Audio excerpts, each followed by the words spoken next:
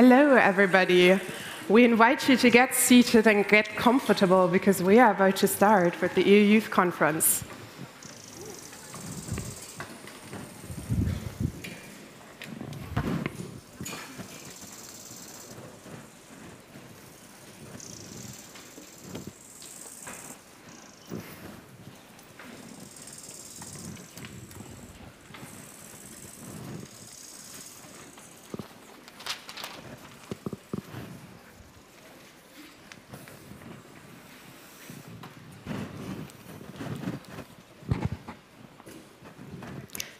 Hello and welcome. It is a great pleasure to have you here with us in Prague, in the Czech Republic, for the second EU Youth Conference of this cycle. We want to warmly welcome you, and we are very excited to start our 3 days of learning, sharing, and co-creating together. We would also like to welcome the people watching this stream, as you will be joining us during the plenaries of this conference. You will be with us on Monday and again on Wednesday when we conclude this conference. To introduce ourselves, my name is Clara Jamé, and I'm the European facilitator of this cycle. I was a former EU Youth Delegate, a German EU Youth Delegate, and also the national facilitator of the German EU Youth Conference. I'm really excited to be here back in person and to meet with you, the people shaping European policy making again. And it's an honor to be with you, Bara, as my co-facilitator. Thank you, Clara. Hello, dobré ráno. My name is Bara Rody. I'm the national facilitator, and I've been cooperating closely for the last 15 years with Dům zahraniční spolupráce, the National Agency for International Education and Research. Yes. So we will hopefully have opportunities to meet you as well, but most importantly, you will have opportunities to meet, interact, network, and discuss. In this conference, the second conference of the night cycle, we will again be under the motto of engaging together for an inclusive and sustainable Europe. So we will be discussing Youth Goal number 3 and Youth Goal number 10, and we will look at best practices which you have been collecting in your national contexts and bring them to the conference to see and derive support mechanisms that can help us to reach even more young people by sharing these best practices, the success factors, and the support mechanisms to hopefully enable young people to contribute to a green and sustainable Europe. So what we need the most at this conference are fruitful discussions. And with you, more than 300 delegates from all over Europe, I think we have the perfect foundation for some good interactions and discussions. I think it is time to already start with the official opening as well, and we have some guest speakers with us. Exactly, Clara. So for the beginning, we're going to have a few very inspiring speakers that will welcome us and introduce us to the conference. The very first guest is our Minister of Education, Youth and Sports of the Czech Republic, Mr. Vladimír Baláž. Mr. Baláž has a long experience in education and research. He is a co-author of several international publications in the terms of law. And a fun fact, kind of connecting to our social evening yesterday in the Scouts Institute, he's a scout himself, and he's been also a scout leader. Mr. Baláž, please welcome on stage.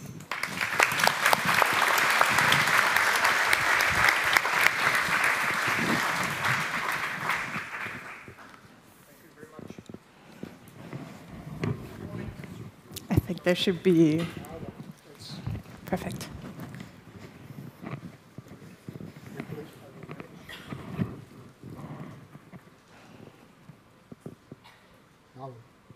Yet. Can you hear me? Now it's better. Thank you. Thank you very much for the introduction. Good morning, distinguished delegates. Good morning, distinguished guests. It's a great pleasure to welcome you all in Prague to participate at the EU Youth Conference, organized under the Czech presidency of the Council of the European Union.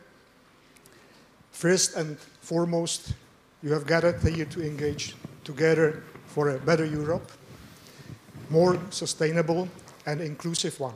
And these are really quite nice tasks to do, and I hope you will be successful in your discussion. So, during these 3 days, you will have the opportunity to debate two European youth goals on sustainable Europe and inclusive societies.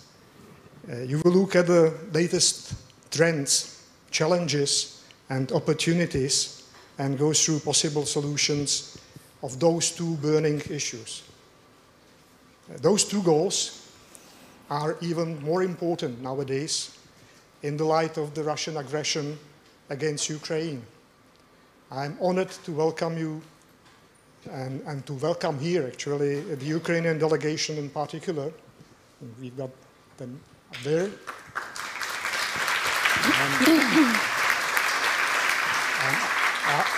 I'd like to assure you, we stand with you. We all are eager to hear from all of you about your innovative ideas and your views on possible further steps, as those are increasingly more important. With such a wide attendance of you, our distinguished delegates and guests, in all your diversity, I am sure we will push the youth agenda forward. Decisions and recommendations you will make over the next 2 days will be a key contribution to a successful implementation of the 9th cycle of the EU Youth Dialogue. I believe that if we join forces, we can make a real contribution towards facilitating sustainable development and inclusive societies. Since we make this world a better place for us and for our next generations, and let me assure you that your opinion and ideas count. Your hard work and commitment will not go wasting and will certainly pay off in the days to come. We will make determined efforts to follow up on the results of your hard work. And it is a privilege for us to host you all in Prague. I sincerely hope you all will enjoy today and the next 2 days of debates and networking. And I wish you all the best and hope you all will have a pleasant stay. And I think the Prague is worth of seeing, so I recommend you not only work here, you can go for a walk in Prague and take your discussion with you and to change the environment a bit. So all the best. Thank you very much.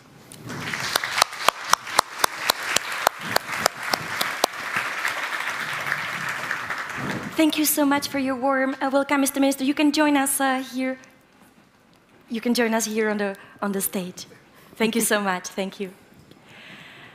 Our next warm welcome will be actually in a form of a video greeting, and it will be by Mrs. Themis Christophidou, who is the Director General for Education, Youth, Sports and Culture of the European Commission.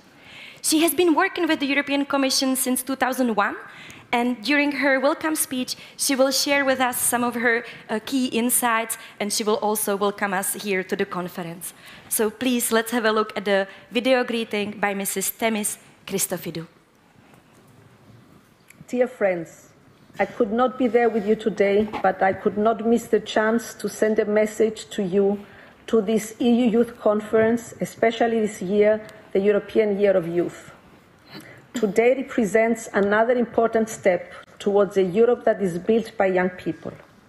The European youth goals we're addressing today, building a more inclusive, greener society, are a testament to the foresight and engagement of our young people.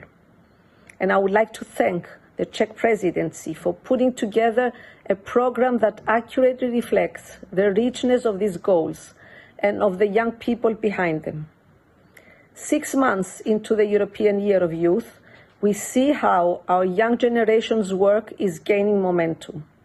There is clear buy-in shown in the more than 3,500 activities published on the European Youth Portal. We also see how our flagship initiatives respond to an engaged young generation ready to learn, to work, to volunteer. Through Erasmus Plus Mobility, through our Council recommendation on mobility of young volunteers across the EU, through our new initiative, ALMA. Throughout these 6 months, we have seen how our resources are put to great use towards a more sustainable future in the hands of young people and those that empower them. We put forward a Council recommendation on learning for the green transition and sustainable development, so that school communities can marshal around this important goal. We put forward the Green Track campaign, and we saw its synergies with the EU Forest Strategy, with our commitment to plant 3 billion more trees by 2030, and with the European Solidarity Corps. Together with young people, we welcomed Ukrainian refugees, showing that solidarity, democracy and peace are not just foundational values of the EU, but something we practice every day.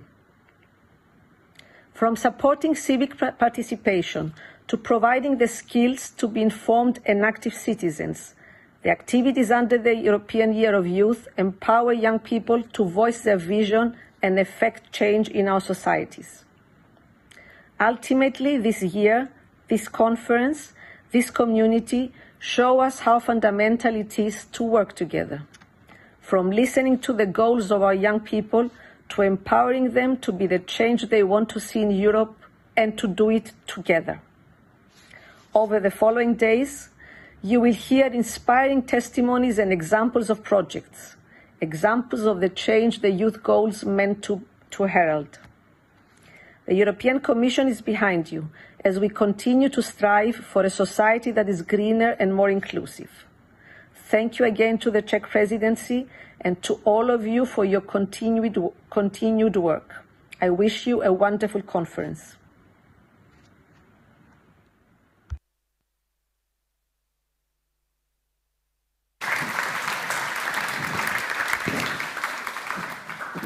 As we heard in the speech of Mrs. Christofoulou, she was highlighting the importance of young people and their role in making a change. So it's a pleasure to invite on stage a youth delegate, a youth representative of the Czech National Youth Council, Ms. Christina Jelinková. Christina, please join us on stage.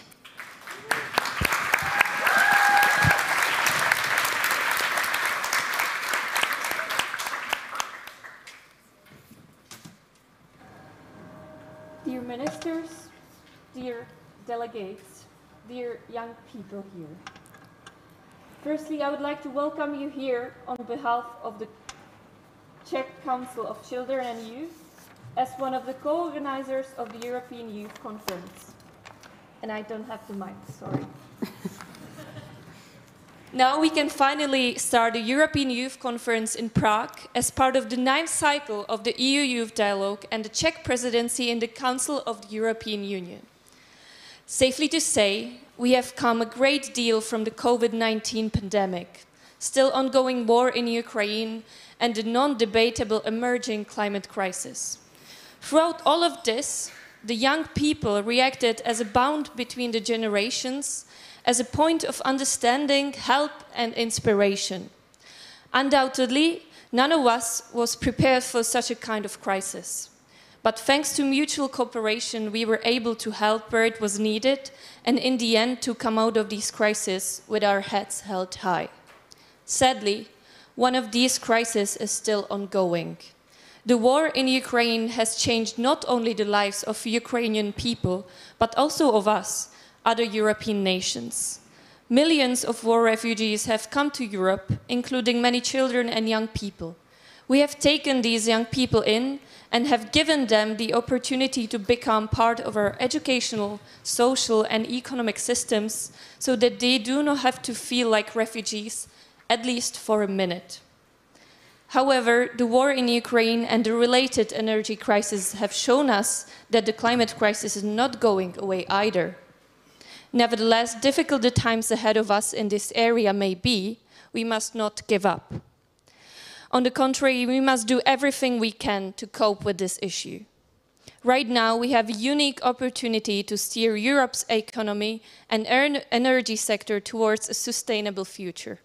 Young people must be at the forefront of this crucial transformation. The EU Youth Dialogue has been here for over a decade as an active place for participation of young people and the stakeholders. Its importance is built on previous work and ideas that were widely shared, discussed, and implemented throughout the whole Europe. Let's continue and shape the European Youth Conference to the great platform for debate and inspiration that allows us to address these important issues. I believe that we will move one step closer to solving them.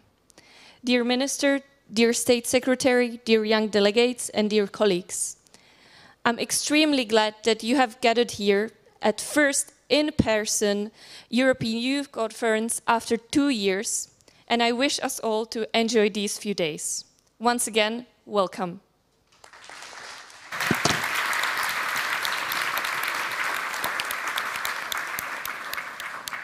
Christina, thank you so much for welcoming us in Prague again, and also for mentioning some of the issues and challenges that are so present for us at the moment, while still in the same time giving us hope. Thank you. Mr. Minister, please, over to you.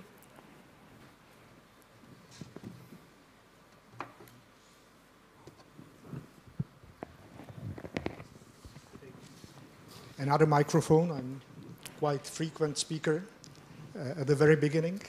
So I would like to thank to Madame Christophidou for her encouraging and motivating words. Now to the topic. Today, there are 1.8 billion people between the ages of 10 to 24 on our planet, the largest generation of youth in history. Those numbers are expected to grow even more in the near future. The young generation is interconnected to each other like never before. Young people want to and do already contribute to the resilience of their communities, proposing innovative solutions, driving social progress, and inspiring political changes. And they are also agents of change, mobilizing to advance the sustainable development goals to improve the lives of people and the health of the planet. Provided with the necessary skills and opportunities needed to reach their potential, young people can be a driving force in supporting development and contributing to peace and security as well. Youth-led organizations play a significant role in the implementation, monitoring, and review of the EU youth strategy, as well as in holding governments accountable. With political commitment and adequate resources, young people have the potential to make Europe into a better place for everyone. And I want to congratulate you, delegates, from the previous EU Youth Conference in Strasbourg on identifying the 5 priority areas that will be further discussed here in Prague. Our Prague conference has an ambition to offer you, dear delegates, a creative platform for bringing new innovative approaches to the development of these priority areas based on the principles of empowerment, accessibility, inclusivity, and accountability. And I strongly believe that if young people are given the chance, they can help build bridges to overcome the gaps our ancestors have left behind. And I would be frank, our generation, my generation, is a bit selfish, and we really need to give you more space to change our world we didn't manage to do properly. So by inviting you to this event, we hope that after 3 days of intensive work, you will return home empowered with new visions and skills, as well as motivated to become factors of change in your local communities, in your countries, as well as in whole Europe. We live in a world of changes so profound and rapid that no country, no continent can stand alone. The world's interlinked threats and challenges require everyone to share responsibility and contribute to common vision. And as the challenges are fully inclusive, so must be the solutions. Sustainable development and inclusive societies cannot be achieved unilaterally. That is why we need to work together to find solutions that are sustainable and durable and that recognize our interdependence with each other and with all life on Earth. Finally, I want to give my best wishes to all of you and want to urge you to better yourself with every passing day and, more importantly, never get discouraged in life with any impediments that you come across. Face them boldly and wisely. If you will work hard on 5 selected priority areas and be passionate about it, I'm sure you will make a great contribution towards more inclusive and sustainable Europe. I'm glad I can have Czech Bride Youth delegate beside me. Dear Christina, what do you expect from the conference? Thank you.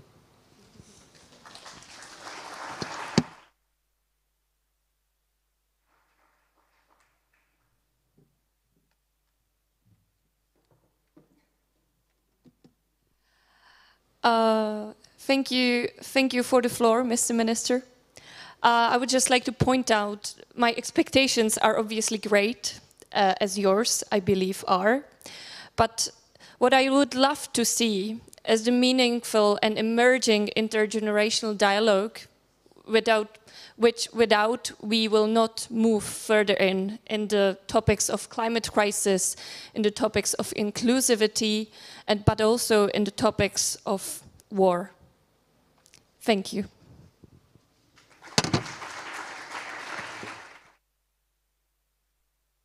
Mr. Minister, thank you, Christina, for your inspiring speeches. For the last speakers that will be in our introduction and welcome section, we will welcome the Secretary of the Ukrainian Embassy in Prague, Mrs. Nadia Malovana, and the Chairperson of the Ukrainian Youth Council, Ms. Natalia Shevchuk.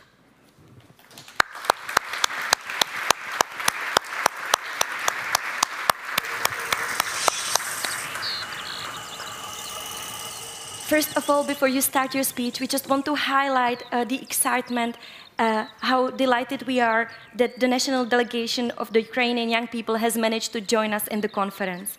We really want to welcome you, each of you, and we want to just highlight the importance of the situation that's happening. The floor is yours. Thank you so much. And first of all, on behalf of the extraordinary and plenipotentiary ambassador of Ukraine to the Czech Republic, Mr. Ivan Perebinis, I would like to take the opportunity and to express gratitude for the whole Czech Republic for this support. And it's very hard really to express what we Ukrainians feel right now in this most dark and horrible times.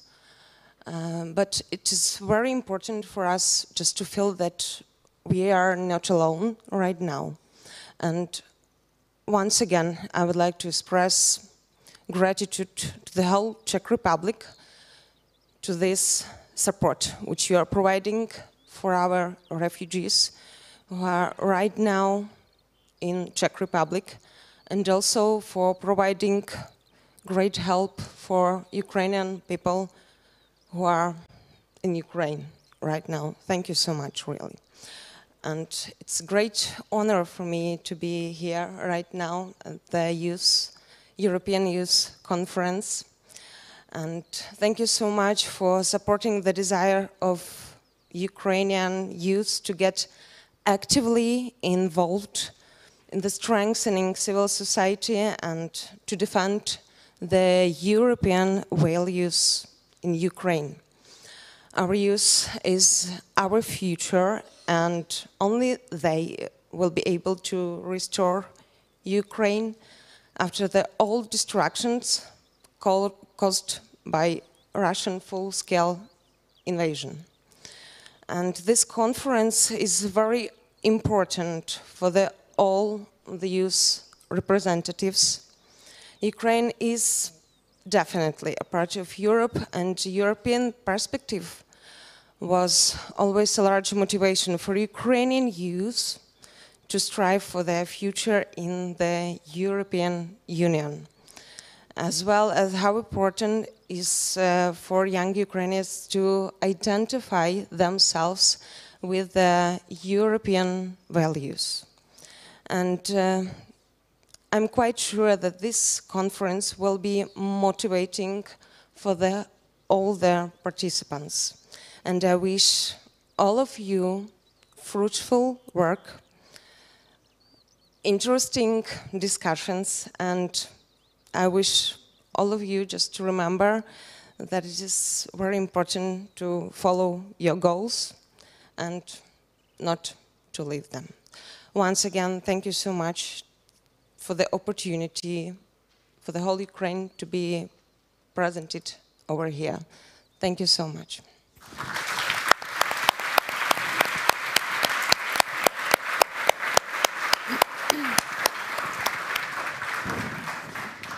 Thank you, Madam Secretary, for your words and for highlighting the importance of young Ukrainian people that are having hope and they are identifying with the European values. Thank you for that.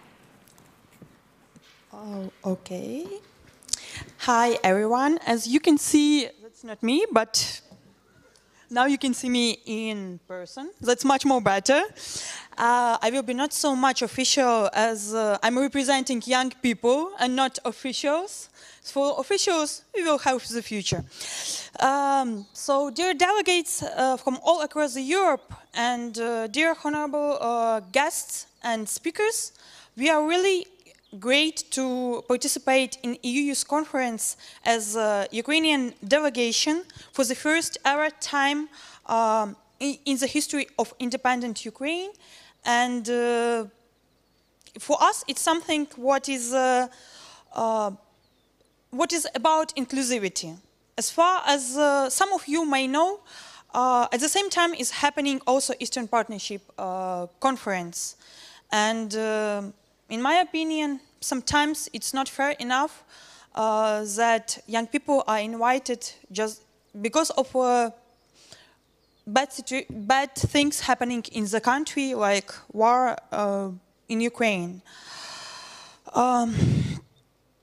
For us, as never before, it's important to fully participate in EU spaces, exchange experiences and views, debate and form joint demands together with our peers from European countries. When you ask what's the role of young people in fighting for European values, what is the role of young people for fighting for peace?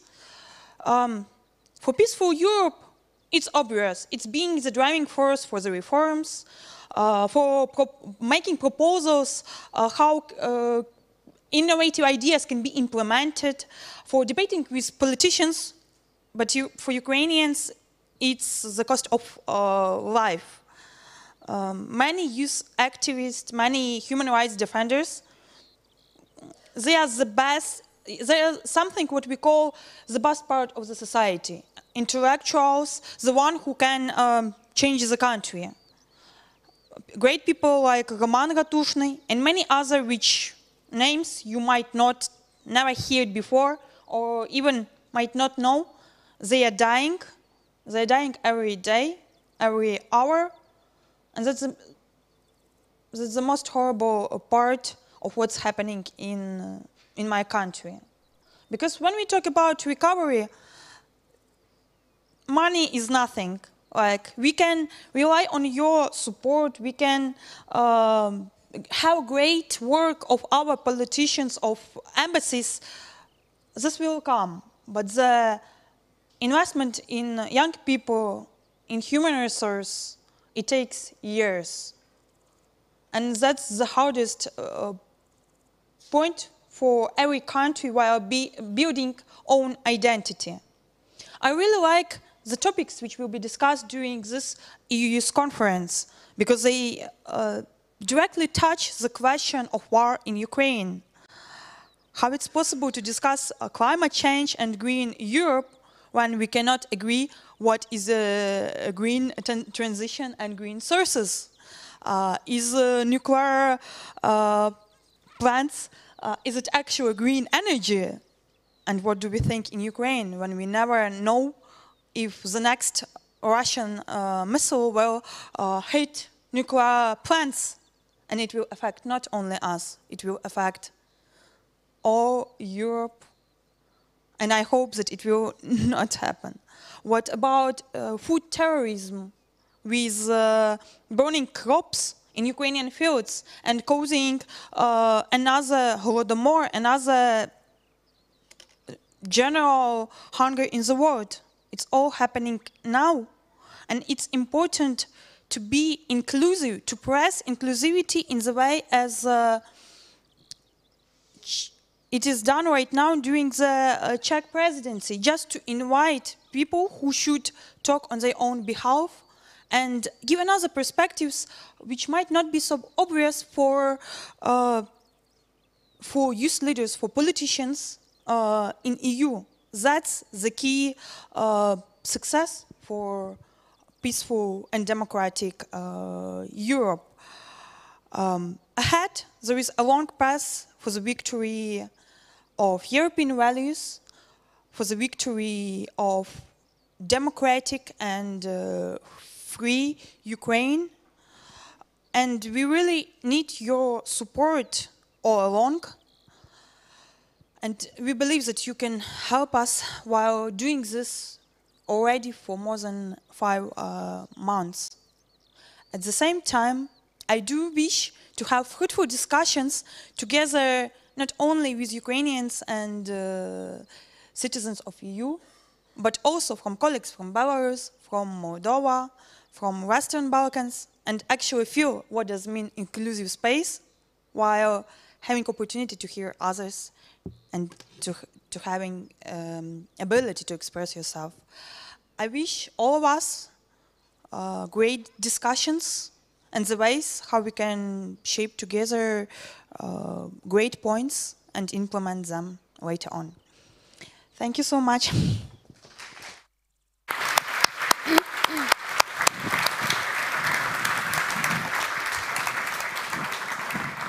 Thank you, Natalia, for voicing some of the important opinions of Ukrainian young people, and thanks again for the whole Ukrainian delegation for joining us at this conference. And I think with the welcoming speeches, the basic notion of this conference was set. There are threatening issues happening right now in our world, especially in Europe right now, which we are facing. And what we need now is actions. Moving from youth goals, having ideals of the future, to actually doing something, making something happen, making connections, discussing and interacting. And this is what we will do in the next part, moving on with this official opening with a panel discussion, which we will introduce in a moment. But I still feel like a little bit of a distance between us here on stage and you, to be honest. I think you are still quite, in an observing position. And I want to shake that up a little bit before we move to the panel discussion. Because what we need is you to be active, to be with us, to follow the discussions, and also to contribute with your questions and take the outcomes. So let me ask you a question to start. And maybe so that you also move a little bit your body, you can shake your arms if you agree, with the statement. So before we had the field of crops, we had a forest here. Have you been to the forest within the past 7 days? Shake your arms if you have. Okay, a few of you, not everybody though. Have you contributed to a meaningful dialogue moment that fosters inclusivity in your society? For example, by attending an event, maybe hosting an event that reached people that are usually maybe not part of the discussion within the past 4 weeks, let's say. If you did so, shake your arms. Okay, all right. have you, and this is touching upon the last conference maybe, and the last youth goal we focused on with the last cycle, because you know the EU Youth Dialogue is interconnected. The cycles are not separated. And I believe as the cycles are not separated, the topics are also not separated. So talking about sustainability and inclusion, we heard it, it is quite interconnected. We think about sustainability in many ways, and so do we do with inclusivity. And one part of inclusion is having space, you know, space for participation of everybody in society. So do you feel that within your, let's say, local context where you live, there is enough space for everybody to participate? If yes, then shake your arms. Not many arms up at the moment. A few there, that makes hope.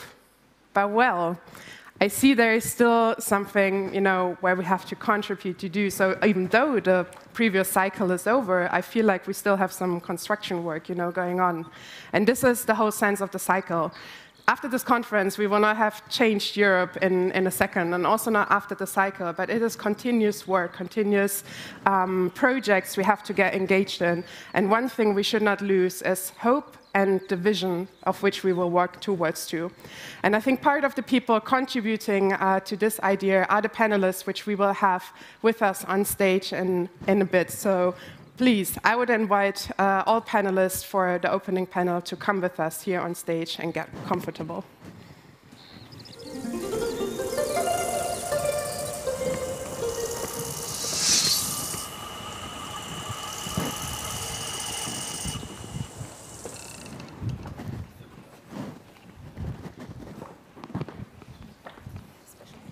No, you can just pick wherever you want to sit. And you know, the stage setup, I think it's quite beautiful. It's meant to be also a little bit cozy. Actually, maybe to also give you some context of the conference venue as well as the stage.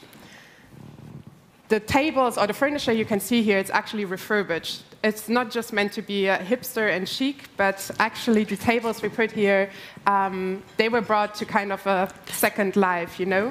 And just sitting down, I noticed that they are quite comfortable, so I hope you feel the same way. And maybe being in this environment and sitting on such furniture or using such furniture can also remind us, you know, of the setting and the small things we can do to contribute to a more sustainable Europe in many ways, which is going to be one of the topics we will be discussing.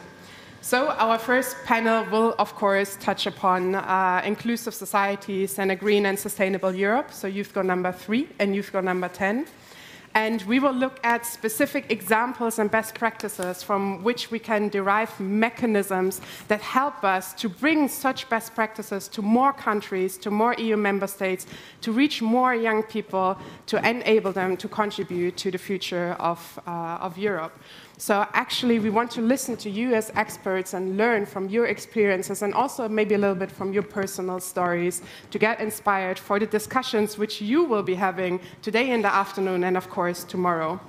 So we will have 2 discussion rounds, one on sustainability, one on inclusive societies. And after each round, we will hand over the floor to you, the audience, to ask your questions and to participate in the discussions. So I wish you interesting insights and interesting maybe aha moments during the discussion, and I would hand over to Bara to introduce our interesting guests. It's a great pleasure to see you here and welcome on this stage that really looks like my grandmother's living room. So I hope we can bring a little bit of this cozy atmosphere to our discussion. It's a pleasure to welcome with us today Mr. Aleš Zedlaczyk, the President of the Czech Council of Children and Youth.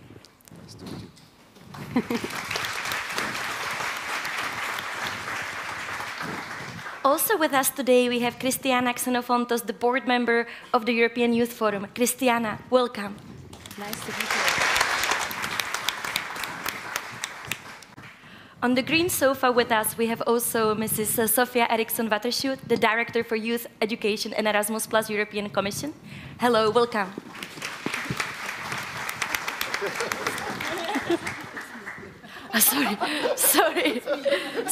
Sorry again. So Mrs. Watershoot, I apologize for mixing the order. Please join us on the stage and welcome. I want to invite also Mrs. Claudia Plaucon, the State Secretary for Youth of the Federal Chancellery in Austria. Sorry, Claudia. And just on my right side, we have Václav Velčevský, the Deputy Minister in the Czech Ministry of Education, Youth and Sports. Hello. Hello. So maybe before we dive into the discussions, to have a brief informal opening, we asked you before the conference to name some associations you have with the word youth, right? And you sent them to us, and they are quite interesting, and some maybe need some explanation. What is your idea behind it? So I would like to introduce you to briefly, in one sentence, explain what is the idea behind the words you posted. So, Ms. Blackholm, maybe we can start with you, and I think we also have slides prepared for you. We're giving a little bit of background to you, and as well as your 3 words.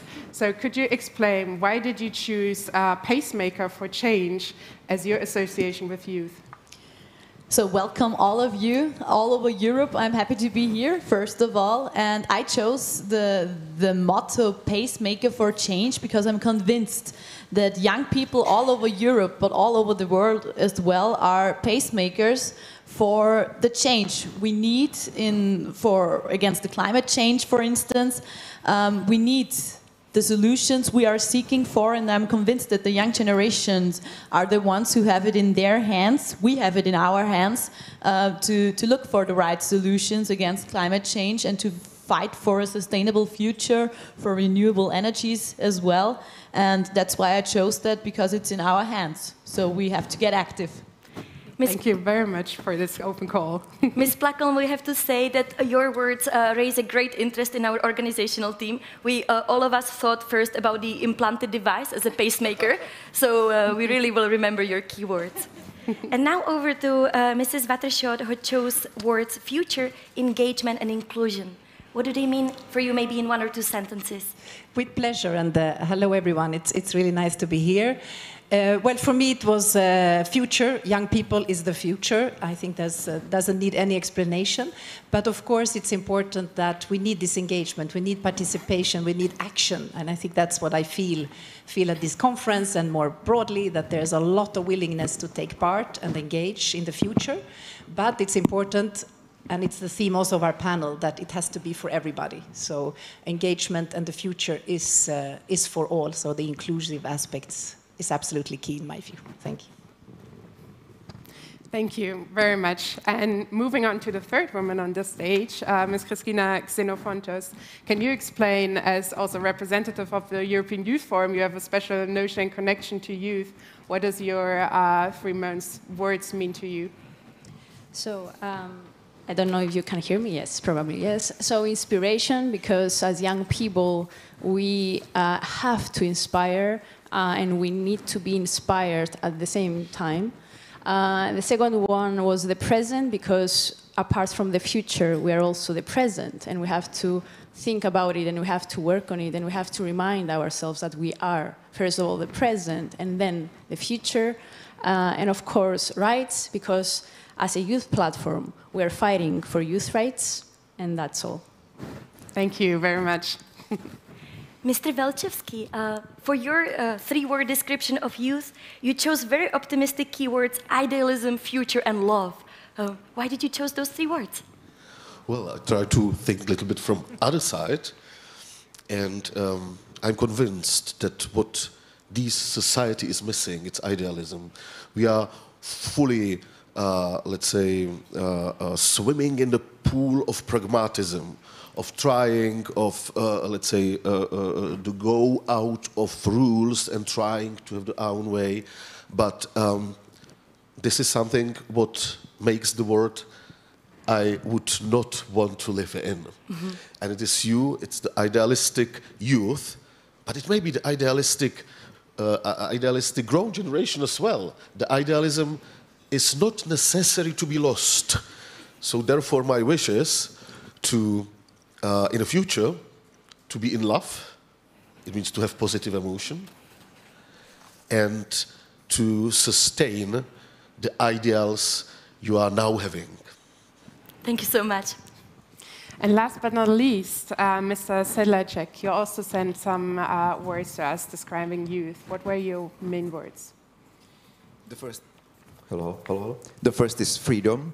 I was grown in 90s. It was after Velvet Revolution in our country, and it was time of freedom.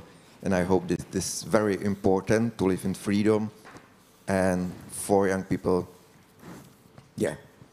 The second, potential, because young people, it's great potential for our society. Don't trust people of my age that they are able to change anything. The potential is in the youth generation. And the hope, this is my hope that that's true.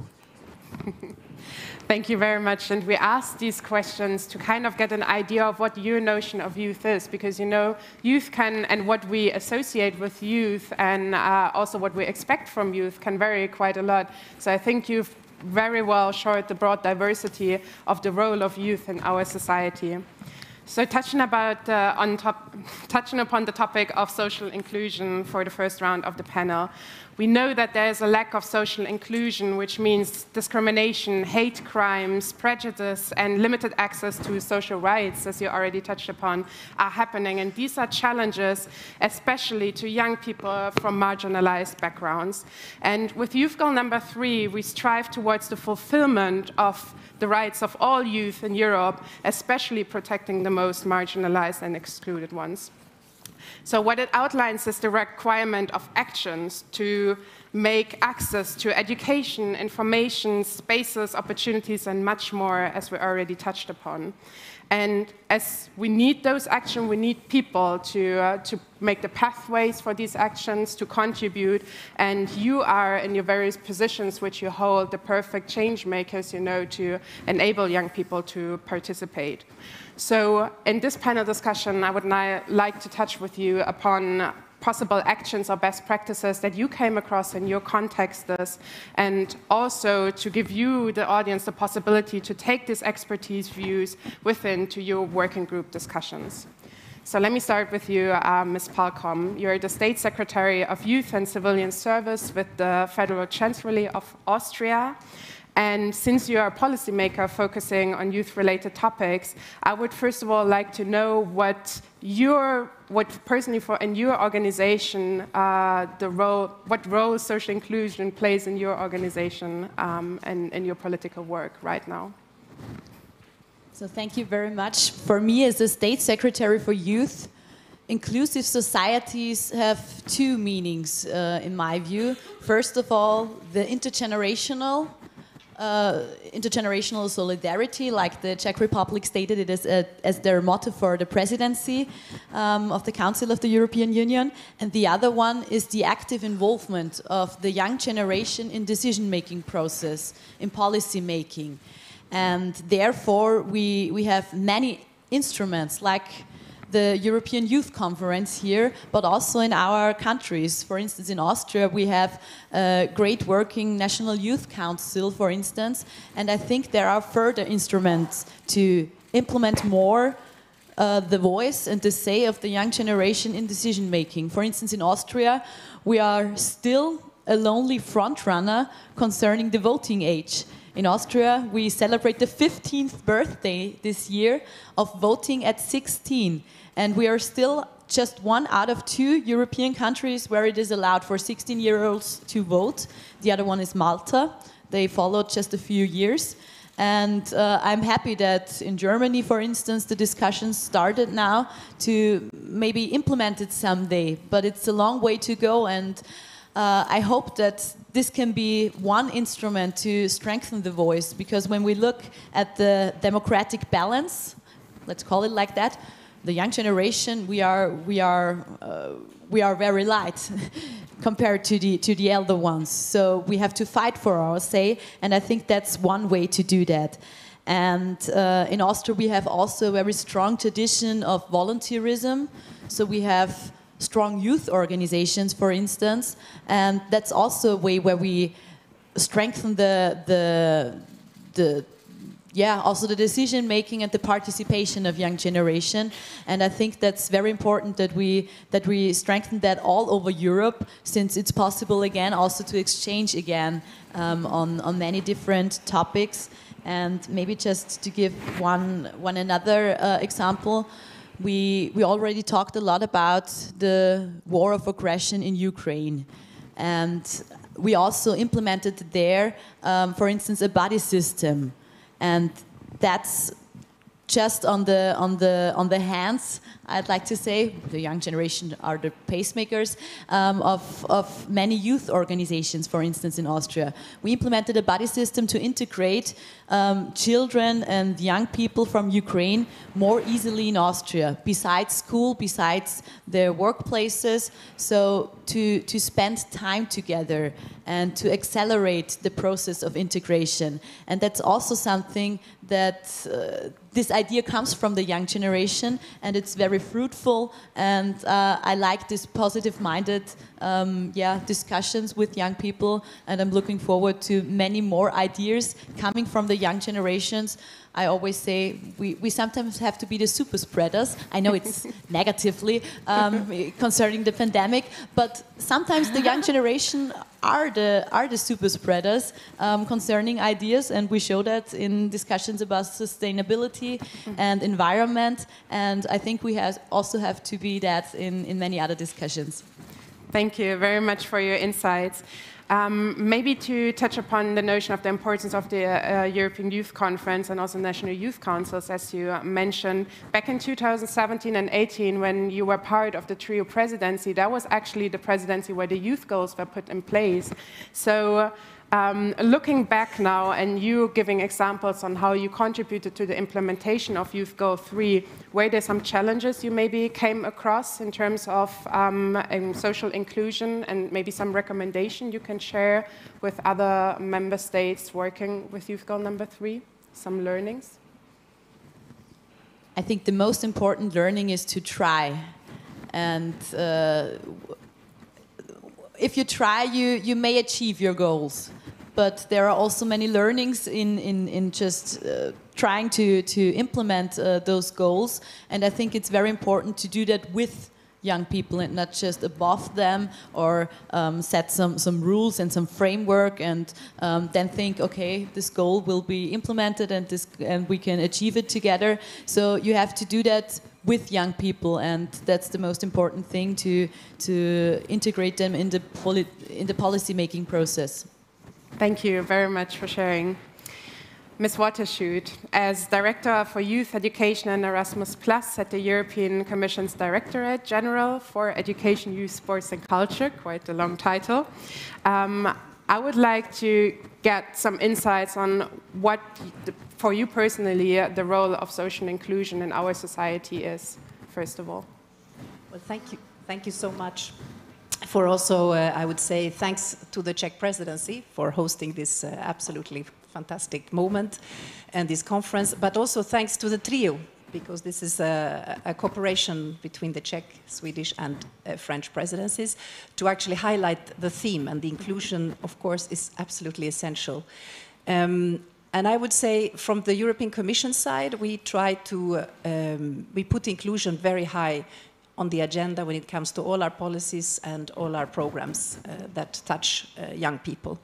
And it goes beyond, of course, the youth policies. You know, we have a very strong cross-sectorial agenda. So this is also for education, employment, climate, and so on. We saw the pandemic had a disastrous effect, especially in many ways, but certainly for young people. And there were so many, or the consequences led to so many missed opportunities, so much missed learning, so much missed transitions actually from learning to labor market. A lot of mental health issues. I mean, the list can unfortunately be made very long. So I would say even if inclusion was very important before, I think it has become like an emergency now. So I would really I would plead, and I hope that today's and tomorrow's and after tomorrow's discussion will help us in trying, as I think you put, Claudia, that we have to try so we can learn from this recent experience. What we have put on the table, you know, it's a 22 is a European Year of Youth, so we have put inclusion very high on the priority themes during this year. We are tabling a number of flagship initiatives. Of course, this is the very broad year, so it will touch many aspects, but clearly there are also priorities that touch inclusion, and I would say also education and inclusion, and employment and inclusion. There we have some recent and interesting flagships that might be of interest to share also as contributing from our side of this good practice. And I'm thinking of a very recent initiative that I want to mention. It was adopted by the Commission only on 30th of June, so just before the Czech presidency, and we are confident that the Czech presidency will take it forward. It is an initiative of a draft council recommendation, so-called on pathways for school success. So this is tackling the effects we've seen, broadly speaking, on the achievement levels that unfortunately have gone down, and the pandemic did not help in this, to really be able to push forward and push member states, I would say, because this is a very much member state competence, but the EU can try to complement and perhaps create some incentives to make sure that the learning experience actually leads to a better achievement, that more young people can finish upper secondary school and have good results. And as part of this initiative, there is also a strong emphasis on well-being, because it's of course the other side of the coin. We see if you don't have good well-being, if the mental health is not tackled, you will not achieve good results in any learning setting, formal or informal. So the mental health, the well-being is part of this initiative. Then we have more on the transition initiatives. I can mention, I think my Director General mentioned the ALMA. So this is a way also to reach those who are not in education, not in employment, the so-called needs, and give them new opportunities. That's also a flagship of the year. And of course, we have high expectations of the reinforced youth guarantee to really tackle those who are outside of the labor market, and they should have an opportunity for continued learning or an apprenticeship or a work experience. So there's a menu of possibilities that we try to help from the European level in this very big, challenging, of course, context of inclusion. Last but not least, I should mention the opportunities we have from our dedicated youth programs. We have Erasmus+, European Solidarity Corps, reinforced budgets, many new opportunities. And here it's good perhaps to note that inclusion is one of the top overarching objectives. So you will see it in the design of the program, in the measures, in the reshaped grant schemes, etc. So inclusion is absolutely a driving factor for all our programs and policies. Thank you. Thank you very much. And maybe to dive a little bit deeper into the best practice that you've shared, could you maybe mention one or two success factors, because that's something we will also be discussing during the conference, what the Directorate would take as a significant indicator of these best practices being effective and meeting the targets? Yes, well, I can take the examples of the Erasmus Plus program, where it's a very broad program where you have a focus on different education and training sectors, but you also have a very strong youth chapter. And when we prepared the new program not so long ago, we analyzed the different sectors also from their impact in terms of inclusion. And what was interesting is that we saw that the youth chapter, where we have a strong factor of youth participation, youth engagement, youth involvement, where really all the actions are bringing the young people to the forefront, like we are having today. We have as much as 1/3 of participants from disadvantaged background, whereas in the other side of Erasmus Plus program, we were not so successful.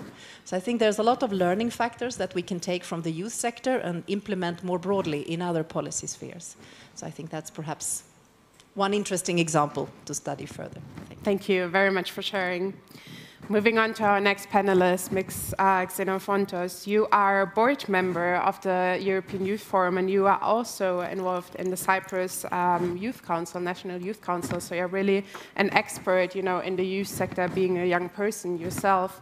Can you maybe share with us how you are thinking about the importance of diversity and inclusion with a special focus on youth in Europe, and maybe can also share a best practice example from the European Youth Forum contributing to social inclusion. Yeah. First of all, let me start, Clara, by saying that ensuring diversity and inclusion is the key for every mechanism related to policy making. And we must ensure equal opportunities for all young people, regardless of their background, so they can achieve their full potential in life. And we need to understand that inclusive societies can only be achieved through a multi-dimensional process aimed at creating conditions which enable full and active participation of every young member of the society in all aspects of life, including the civic, the social, the economic, the political activities as well, and participation in decision-making processes. Youth rights are the key to ensure also inclusive societies, especially when it comes to the European Youth Forum. You really know that we have it as a high priority. When it comes to young people's social and economic inclusion, for example, we are advocating for quality employment opportunities, including now the Ban the Unpaid Internships campaign, so that young people, particularly the young people from disadvantaged backgrounds, can access fair-paying internships, while also having the right to access social protection and then smoothly go into the labor market. Several aspects of inclusion should further be considered when this discussion comes up as well. On one hand, we need to address polarization if we want to tackle what we mentioned previously in the previous speeches, the climate crisis, for example. That is why we are currently, as a European Youth Forum, we are delivering a project addressing polarization in the climate movement, bringing together young people from all over Europe to talk about polarization and the climate crisis, learn how to navigate difficult discussions around it and engage in a dialogue, in a productive dialogue. To make this dialogue meaningful, though, it needs to fit certain criteria. And I have to mention here that yesterday we held a workshop based on the depolarization, and I would like to thank everybody who has been there and supported this workshop. Together with this group of young people, we will develop also an online training tool to build capacity on youth organizations, on young people, to sensitize them to the topic and to the problem of polarization, and to equip them actually with the tools in order to unseat polarized discourse. And on the 5th of December, we will hold a final event together with the Czech presidency in Brussels. We will let you know more afterwards. You can reach out to us, to me as well, during which we will present actually the major project outcomes and the lessons learned. A very great example as well of participation, of inclusiveness, has been the 25% project, which we were holding up until the last month in June. And I want to mention it because it was a project for which we managed to cooperate along with our member organizations and to have a huge reach out. It was a project where, regardless your background, your beliefs, you could participate, you could get information that you can support your organization or you as an individual. And since we're here for the EU Youth Conference, a good practice is also the EU Youth Dialogue. I mean, let's not take it for granted, but the EU Youth Dialogue is a great tool for which we have to fight and for which we need to be dedicated. It has helped all those years and throughout the years to actually support the national context when it comes to youth policies. And we have to remind ourselves that a great example and a good practice is indeed the EU Youth Dialogue. And as Christina mentioned previously in her speech, we need intergenerational dialogue. So the key also to achieve inclusiveness, also when it comes to youth policies, is to have intergenerational dialogues. On a table of discussion when it comes to youth policies, we have to be all together. Young people, elder people, policymakers, stakeholders, anyone. Thank you very much for, again, also touching on the importance of dialogue in various aspects, but especially showcasing the different projects and best practices the European Youth Forum is being involved with. I would like to dive deeper into that, but I would really like the time to give the floor to the audience to later touch deeper onto the topics, all the best practices being mentioned.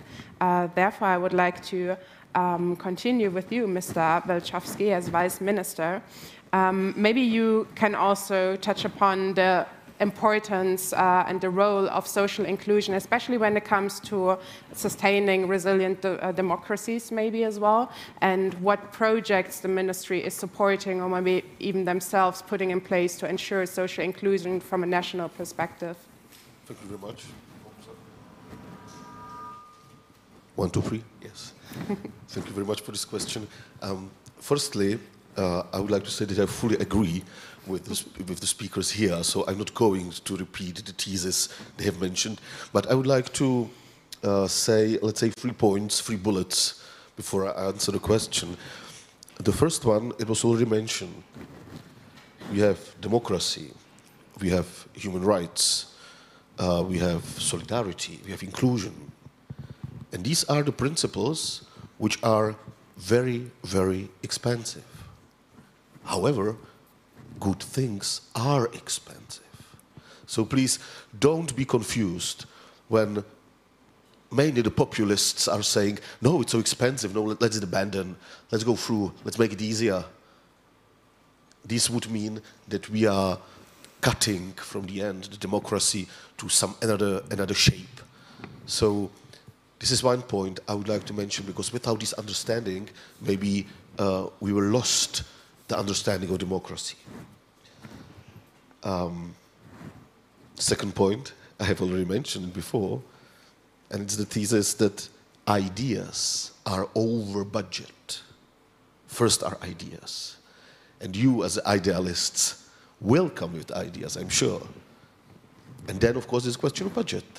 But please, don't make it in the contrary, Here you have money, and then you said, what I'm going to do with the money. I think it's this pragmatism, again, may burden some very good ideas which would never be implemented. And third point, what does it mean, youth policy?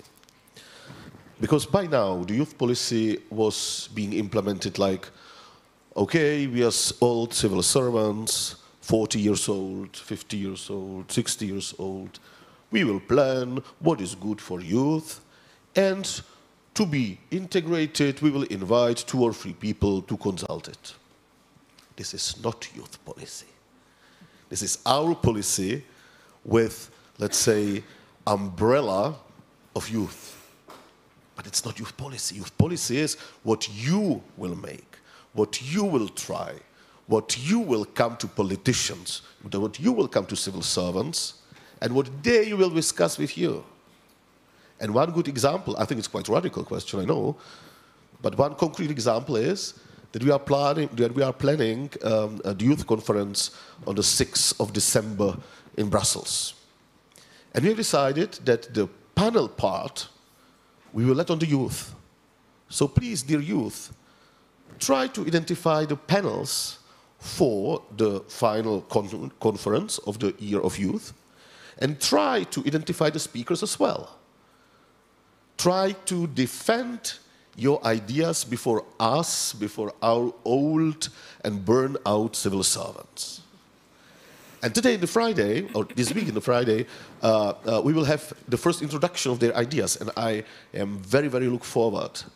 And if it will work, and I'm sure it will, it should be the best example how the youth policy may be done by youth, not by us.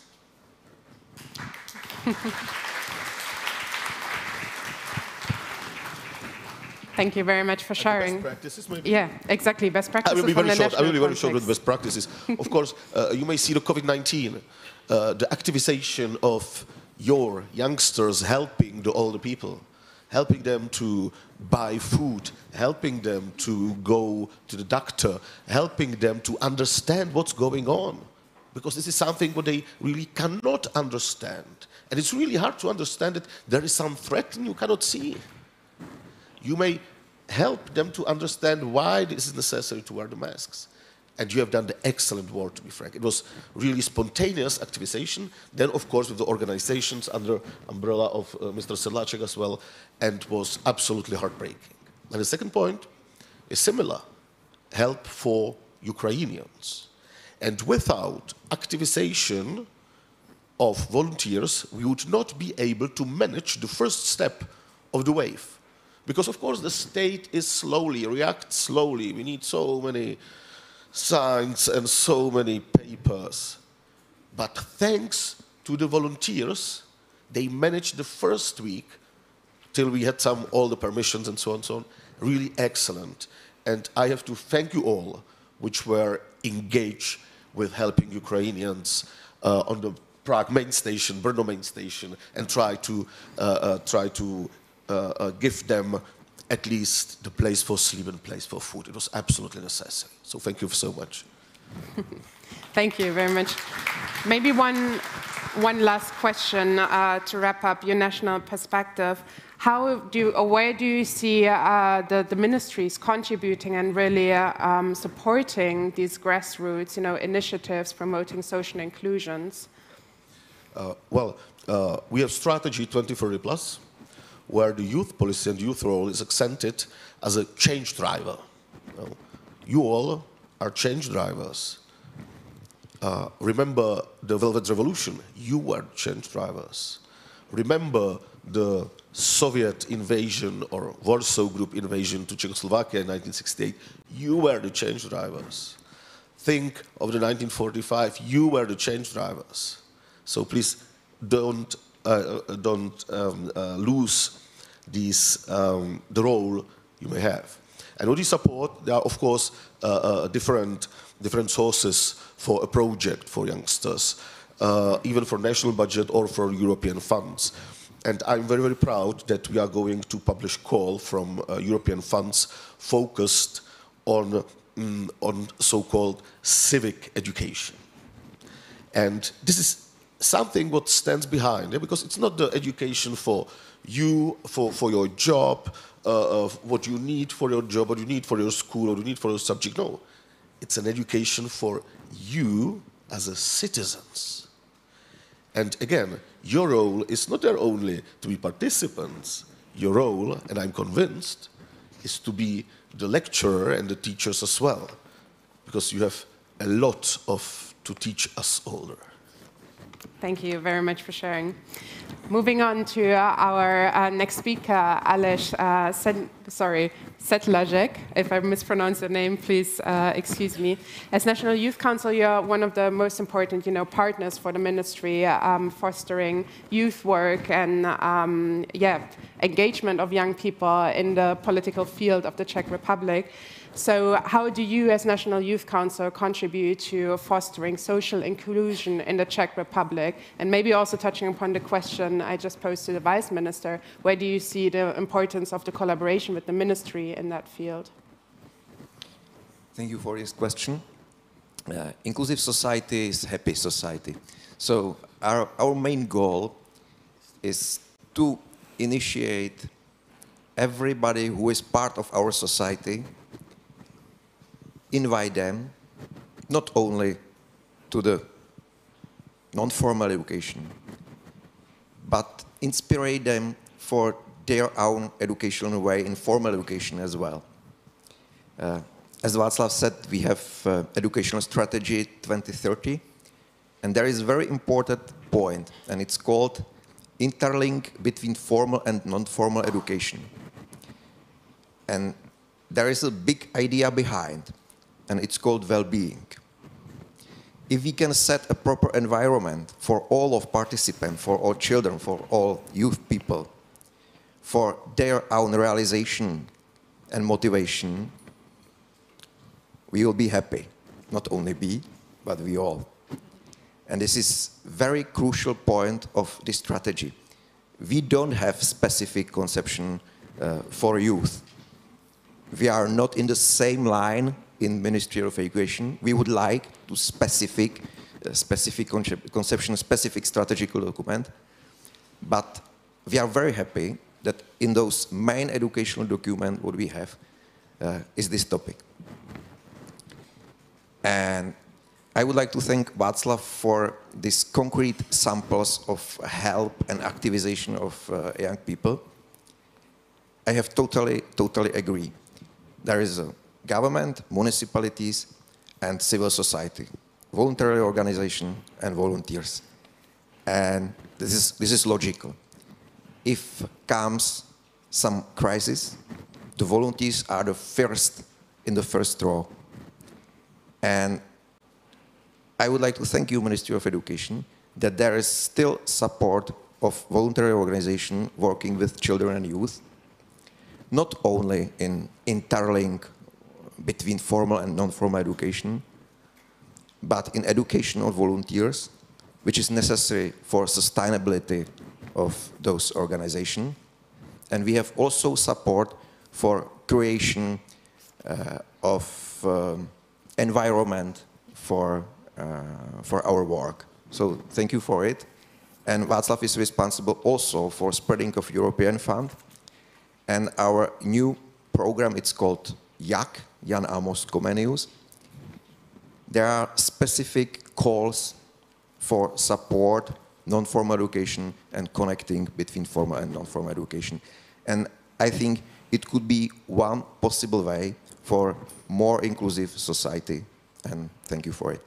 Thank you very much for sharing this example, connecting non-formal and formal education. I will not pose the follow-up question, but now really hand over to you as the audience to give you the possibility to ask a question regarding inclusive societies, inclusion to the panel, if there's one. And I can see one over there, so maybe can we get the mic to the person?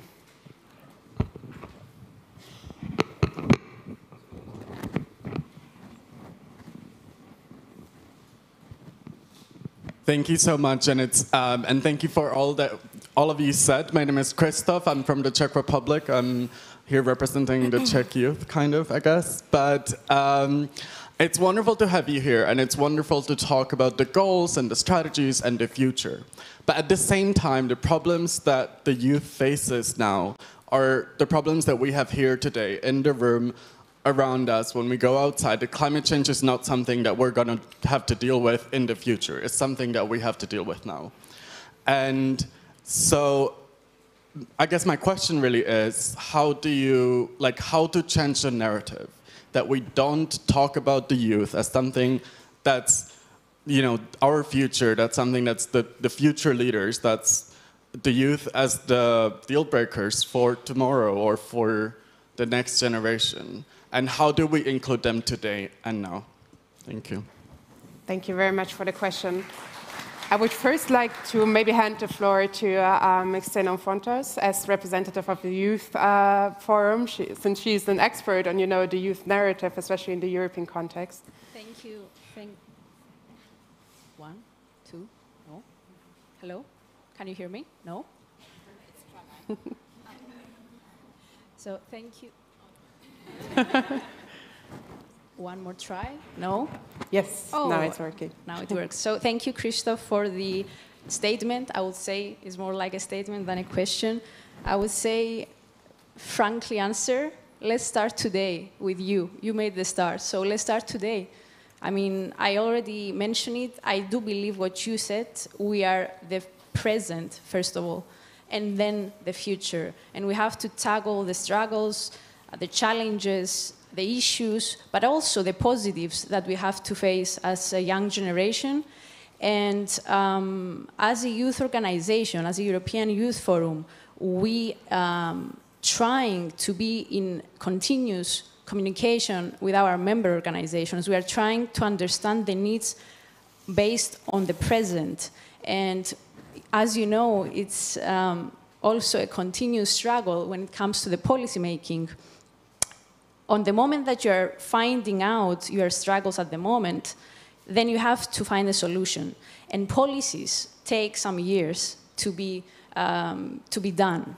And this is what we are striving for. We are striving to be faster, to be in the present, the ones that we understand what is happening around us, and also to be supportive to the youth sector in general, either to the organized youth or not, but at the same time to be supportive to the policymakers. And it was something that always bothered me, to be honest. We are referring to the policymakers, but we define ourselves the young people. We are also policymakers, and that's why we are here into this youth conference. We have 3 full days to be in the workshops, 5 great workshops to actually share our opinions, share our struggles, and once again, thank you for your statement. Let's start sharing it all the time throughout this conference. We are the present, not the future. We are the present.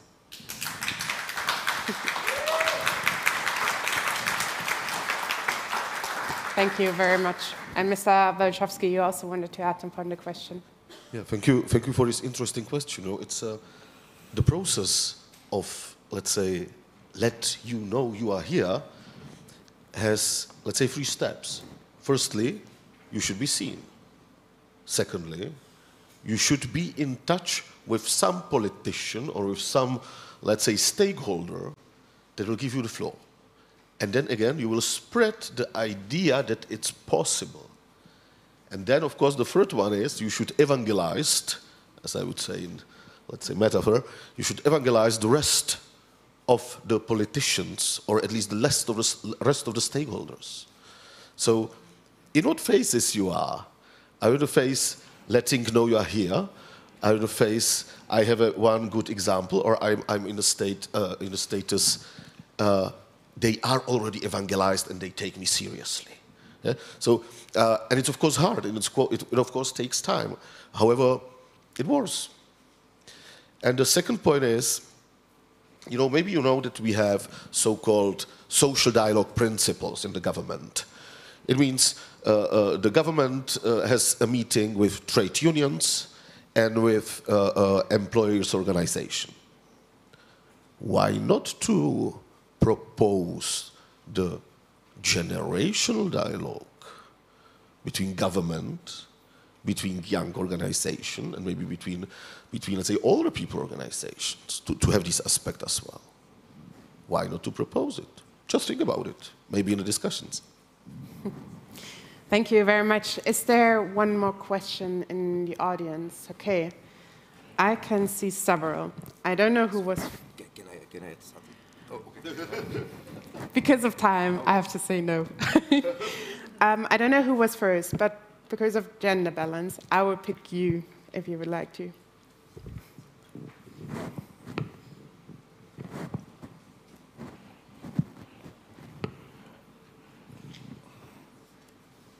Can everyone hear me? It's fine? Yes. Nice. Well, my context is very particular. I come from a very small island in the middle of Indian Ocean, which is called Réunion Island. Most of you don't know it. It's like lost in the ocean. And I am French. Réunion Island is French.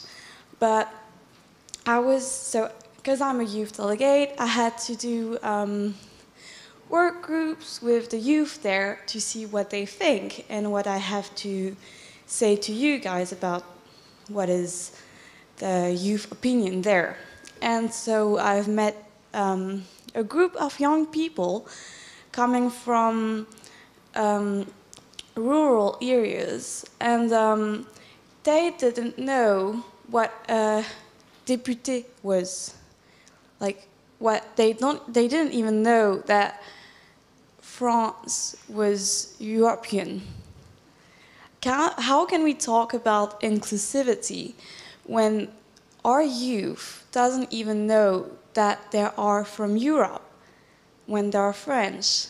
Like, this is not even something we can believe. Like, this is not even something we think about when we think about Europe. Like, that our youth doesn't even know that they are European, and they don't know that they have those opportunities that come with the fact that they are Europeans.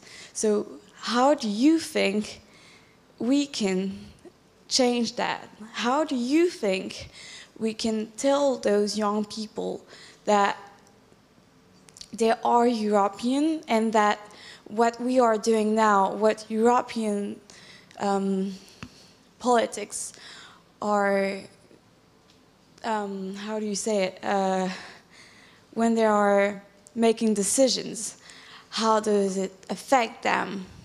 How will it change their life if we change a law? They have to know that if they want to be engaged, if they want to be part of the community, and if they want to be citizens. So how do you, with your resources, think we can help them be Thank you very much for European. sharing this very precise example also of European identity.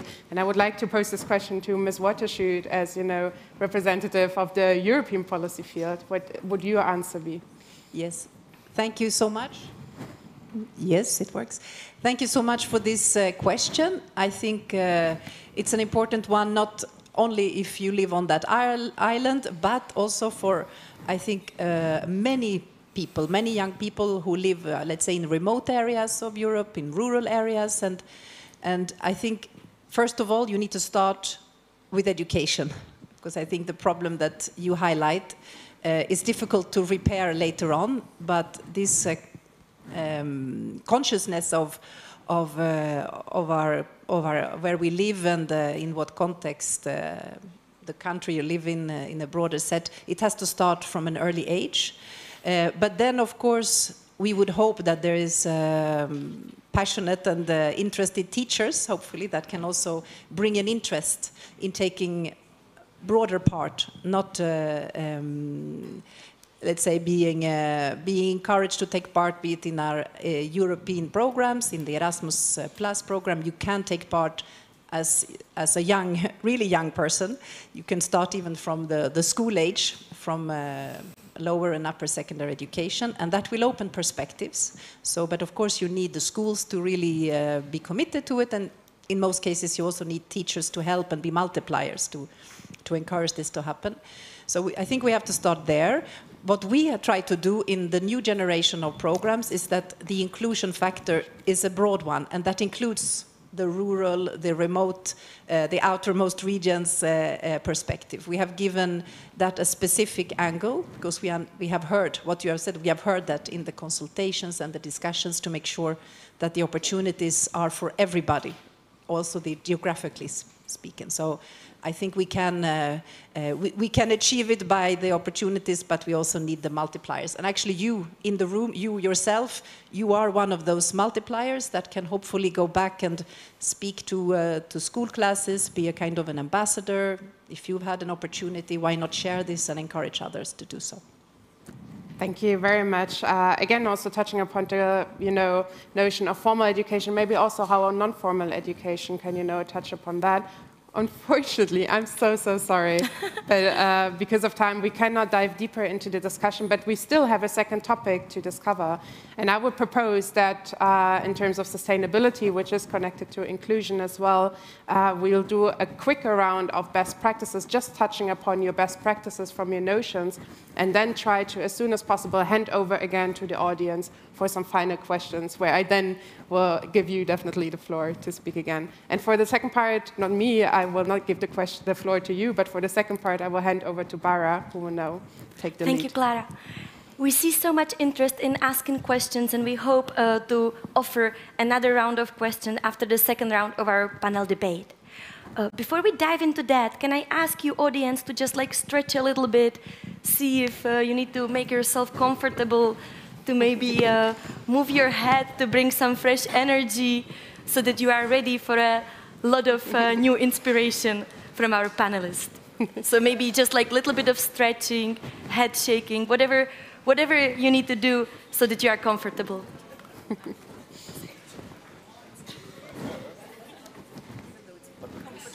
Still, we sit long, yes.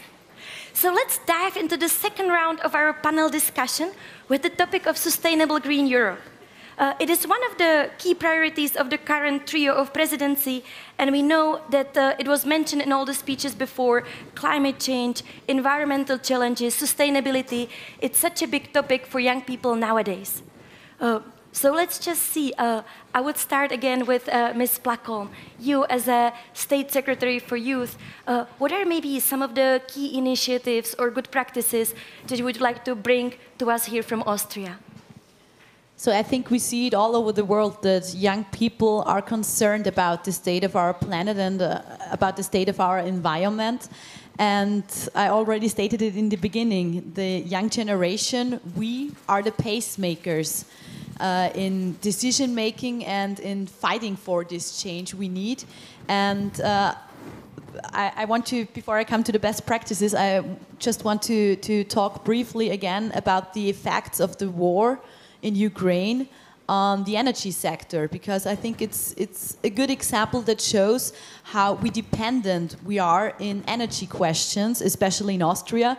We are more dependent from Russian gas than many other countries, and we cannot replace the Russian gas overnight, and that brings us in a kind of a dilemma, because on the one hand we have to secure the supply with energy, and on the other hand we are supporting the sanctions against this war of aggression.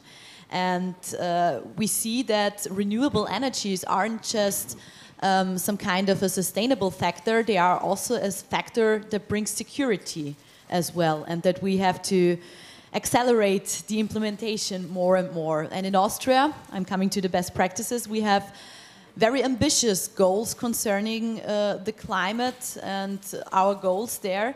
We have the goal that we are climate neutral until the year 2040, and I think that needs lots of ideas from us, that needs new technologies, that needs solutions that are a mix of many different innovations, and that needs many different ideas on this topic.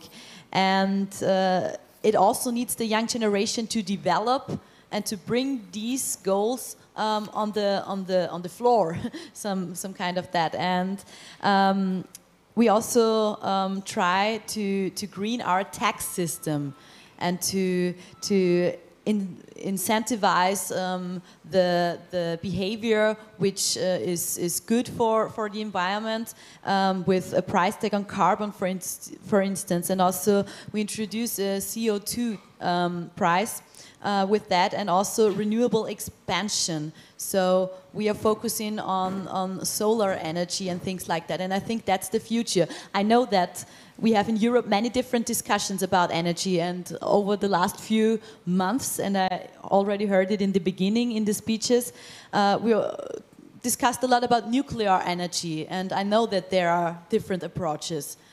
But I think for us as a young generation all over Europe, we must be clear that nuclear energy isn't green energy, and that will never be anything that can give us security for the future. And we have to fight against nuclear energy and fight for renewable energies. And I think that's the only way to bring up sustainability in the energy sector, I think. Thank you, Ms. Placon, for bringing something so challenging and practical, such as the topic of energies, which is really a big topic for all the countries that will be speaking. So I will move on in the debate to Mrs. Watershoot.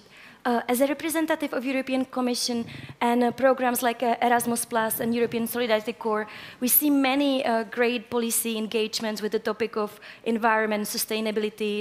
It's a priority in those programs. Would you like to highlight some of the key engagements and key initiatives? Yes, there's a lot to say on this, but clearly the green transition is a key transformation of our societies. but it has to be a fair one and inclusive one. So it's also back to our, I mean, these two topics are very much interlinked, actually. If we look at, we surveyed young people in a quite recent Eurobarometer survey, and we see from the trend is really accelerating in terms of engagement and participation. Young people are so committed and take already such a big part in wanting to influence the future when it comes to climate change. So it's another flagship theme, actually, of the European Year of Youth. That is not a big surprise, but it's an important one. And here, of course, we are trying to make sure that to a biggest extent possible, that everything that comes out from the European Commission, that there is a strong youth element, be it taking part in the shaping of those policies, being consulted, and of course giving opportunities for discussing. And it's not an easy debate, as State Secretary, as you have highlighted. We could spend a whole day debating this topic. But I think it's important to say that we try to make the European year, a very cross-sectorial year, which means that from our side, from DG Education, Youth, Sports and Culture, we are in a way pushing a bit our colleagues in other side of the Commission to really engage with young people, and we see a big interest and a big response, actually. So for the European Green Deal and the Climate Pact, there's been a lot of new activities and new engagement from the European side, from the climate side, that also now involve young people. So I think that's already a good practice to share. From our side, I was talking before on education, and of course, this whole topic, you need the learning component needs again to start early. So we have tabled, it was the beginning of the French presidency, a legal text or council recommendation that will push, we hope, member states to actually introduce more learning, more in both formal and informal settings on the green transition and the sustainable development. And then we also try to do our part in terms of engagement. It's difficult to engage everyone, but we have really, from European level, we try to do it as much as possible beyond what we are doing here today, of course, the youth dialogue. But we have created an initiative called the Education for Climate Coalition, which is about bringing together young people, also educational settings, stakeholders, and those, and we invite everybody to make pledges, to be very concrete, because this is about not discussing only, but taking action. So we try to do what we can. And then our programs, we have so many fantastic examples. Climate, environmental topic is top priority. I can mention in the European Solidarity Corps, actually, with being a very small program still compared to Erasmus, we've seen that since 2018, when this new program was born, we have had more than 9,000 participants that took part in more than 1,000 projects with an emphasis or the topic of climate change or environment. So there's a lot of further opportunities at the European level on this. Thank you.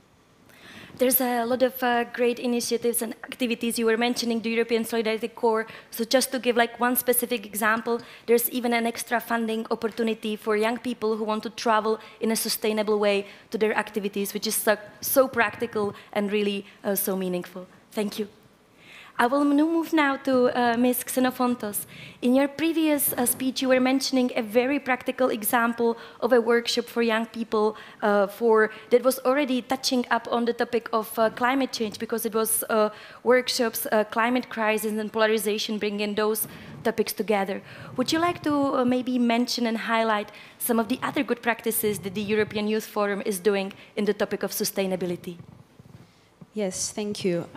Well, a continuous demand that we have as young people, and already has been articulated a long time ago, is the meaningful engagement and our inclusion in the policy-making processes.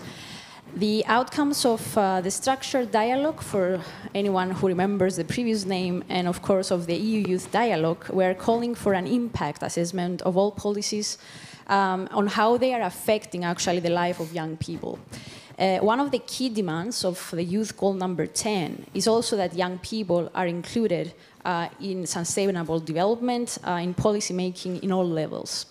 And this is why, as a European Youth Forum, we're now proposing the EU Youth Test, or the EU Youth Check, as you probably have heard. This is an impact analysis assessment tool that considers future generations as well.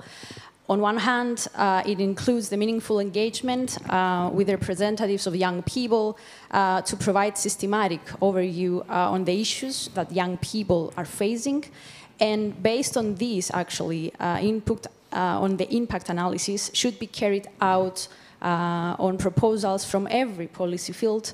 And in a case of a negative, let's say, impact, mitigation measures should be proposed, especially focusing on young people coming from vulnerable groups. Similar impact assessment tools have been also introduced in several member states. I can mention here Austria, Germany and France, Belgium also on a regional level, and outside of the EU, Canada and New Zealand. We believe that now with the European Year of Youth is a great opportunity to actually create for young people this legacy, but also for the future generations. And the EU Youth Test, through the mainstreaming of the youth in every policy field, the meaningful engagement and the focus on future generations, let's say, can actually provide a long-lasting legacy for all young people in Europe. Thank you so much.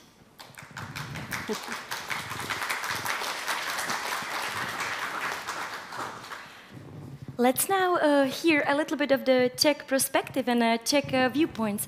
Mr. Velchovský, you are here representing the Czech Ministry of Education, Youth and Sports. What are some of the initiatives, some of the good practices, some of the points that you would like to highlight in the topic of environment and sustainability? Thank you very much. I'd like to be as brief as possible since I see the timer. We all see the timer. which makes me nervous. Okay.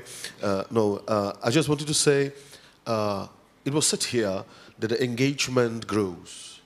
But please, engagement doesn't mean that we make a gap between youngsters and the older ones.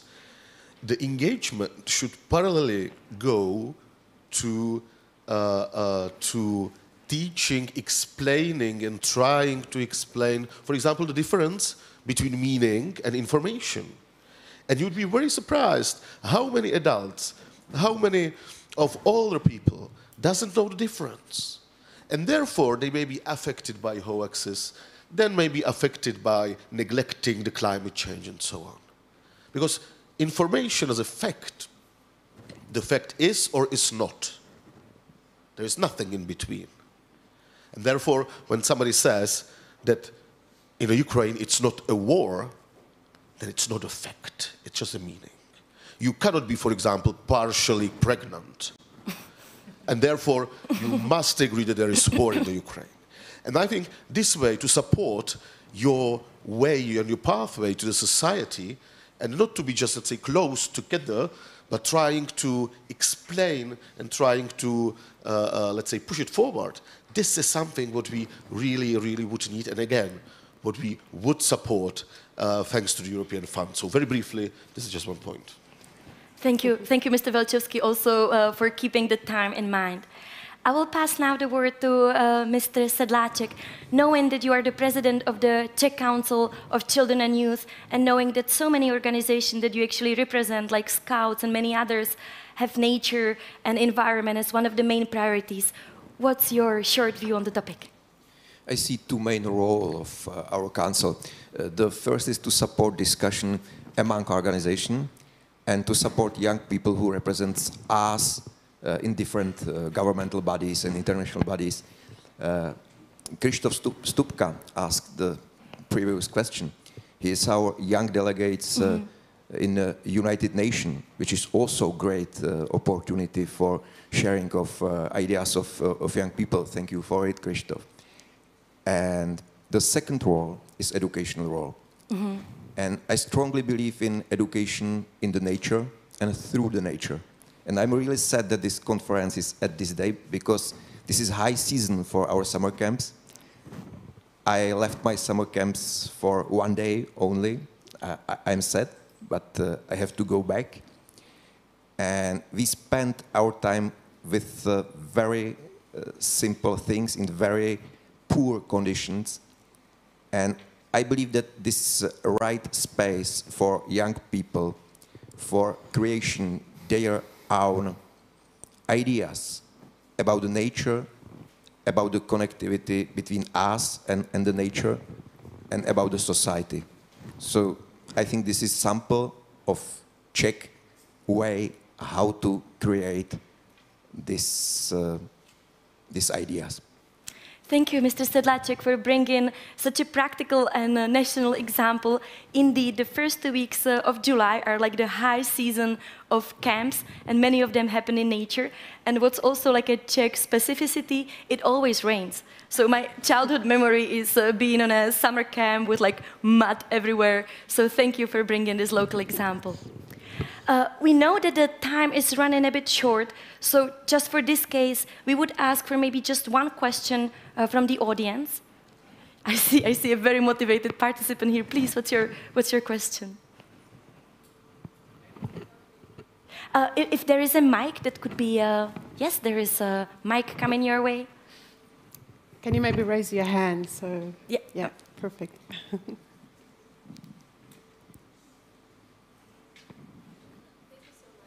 Is it working? Yeah. Perfect.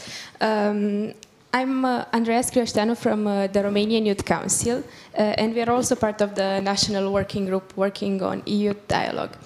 My question is actually related to sustainability, but more to the economic sustainability pillar of it. Because we had the great examples of how we can work together as young people for the sustainable solutions, and we believe that it's very crucial that in that aspect we also have the proper support. And I wanted to ask you, because we have a good set of panelists from different stakeholders, and actually maybe if you could also give from your best practice experiences in your answer. How can we make sure that the civil society in the national working groups is equally supported to reach the sustainability on the economic side, so that we can in turn actually co-create together with the ministries and the other stakeholders the solutions to reach the young people and be inclusive and be sustainable in turn in our participation processes. So if you could give some examples, but also what we can do from the European Commission side to better support and integrate in the grants and in the support that we give to the youth organizations to reach our goals. Thank you very much. Thank you so much for the question. And maybe just to connect with your background, for the beginning we can pass the word to Aleš Zedlaczyk, who's also a representative of a youth council, so maybe similar realities. What is your view on that? Of course, the governmental support isn't sufficient. That's true, and that's for all. What we need better marketing, better communication among us, and better organization. Because if we are strong, we are a relevant partner for government. Part of the question was also relating to the European Commission support. So I will now pass the word to you, Mrs. Watershoot. Yes, thanks for the question. I think my easy reply here is we will listen to you. This is a great opportunity. Maybe there are colleagues in the room who has a good practice to share how to make this happen. We can certainly look from our side if you have some concrete ideas. That's, this is an interactive discussion. So in a way, it's over to you. I'm sure you know this much better than I know. So whenever, let me know how we can help. Thank you. Thank you so much. For time reasons, we know that there's a lot of interest and many more questions, but for the time reasons, we would just wrap up the debate here. And from the bottom of our hearts, thanks all the panelists for being here, dedicating your time and sharing all your best practices and opinions. Thank you so much for being with us. Thank you.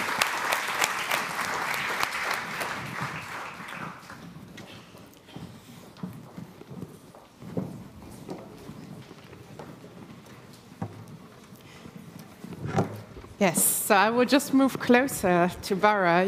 We can get a little comfortable right before the break. So We will continue with a short coffee break, but before that, we want to give you some important announcements, as you can already see some of them on the slide. First of all, we have a WhatsApp group where especially spontaneous information, updates, announcements, and also reminders for certain things are posted. So we invite you to join the WhatsApp group. We have a great poster with all the QR codes with relevant links to the conference. Also, we want to invite you to use this beautiful location to maybe post on social media. This is also part of advocacy and maybe also making this conference accessible. If you interact with your social media communities, share what is happening here, share what is being discussed, and maybe also bring some inputs you get from your audience here into the discussion and make this event accessible and help us to reach out. And for that, please use the hashtags of EUYC, EUYC Prague, and you can see the other hashtags on the slide. And the Instagram and I think the other social media channels are called YouthConf, which always, are being pushed forward and hand over to the next presidency. Just bridging onto the break, which many of you are probably expecting, there is a bike fresh bar where you can make your own smoothie by pedaling on a bicycle. So it's both refreshing and energizing. So we want to invite you there for that experience. It's right beside our conference hall. Yes, and we also have a media wall, and you can experience it outside on the other side of this wall, kind of, and maybe take a look what's happening there throughout the conference, and maybe you also get the chance to put your things up on the Lennon wall, as we call it. If you scan the QR code, you can see that there is a small instructions, because we want you to contribute and help us shape this wall and really make it your own. So yeah, check it out, and maybe during the breaks, have a look. I think for now it is time to give you some time to refresh, to network, to have some discussions, and we will meet back in the plenary at 11:20, so 20 minutes of coffee break for you. Enjoy and see you in a bit.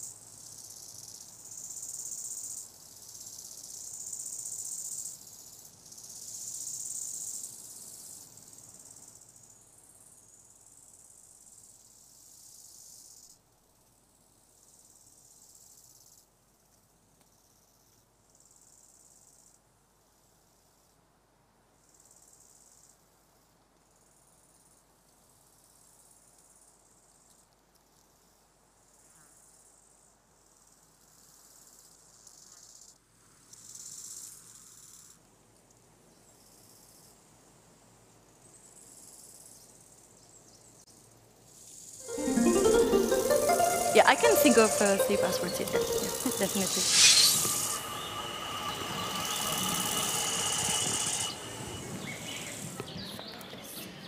Hello, and welcome back from this very short coffee break. We are sorry to interrupt you in your dialogues, which I'm sure you already started during the coffee break.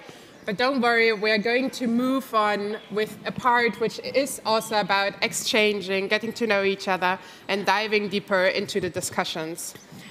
So in the next part, we really want to give you the space and time to meet, to network, and for that we want to use the tables actually we have set up to have some small talking groups, exchanging groups. And again, for that, we're going to use the method of morning dialogue, which I will introduce in a second. We have proposed a few discussion questions for you. Maybe we can put them on screen as well. And your task will be to meet with new people at one of the tables. So it should be roughly groups about 6 people joining.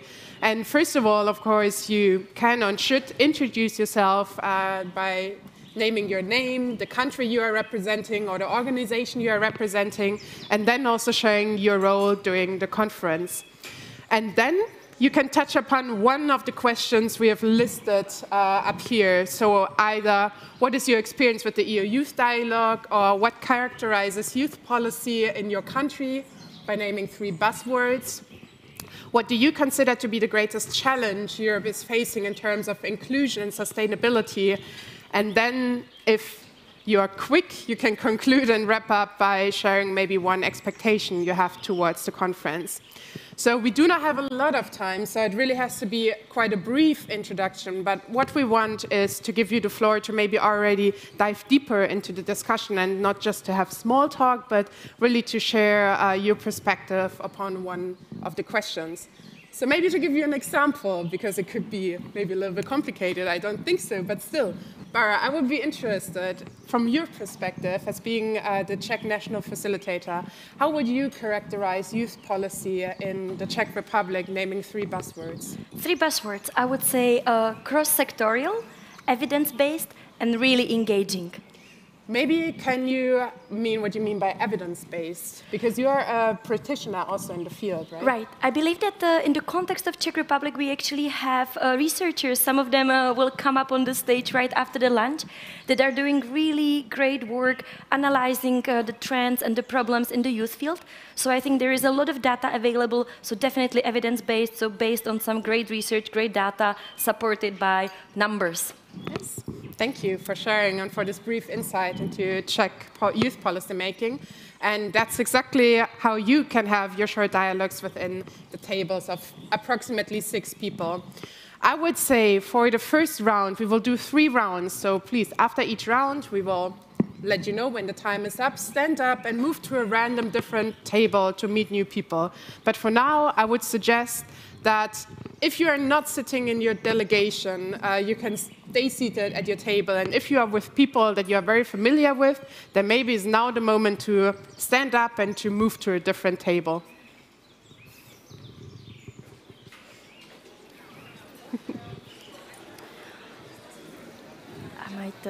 I might run up to Vojta to ask for the slide to come on, no? To ask that the slide is on. It's on, perfect. Okay, just quickly pick a table and just sit down.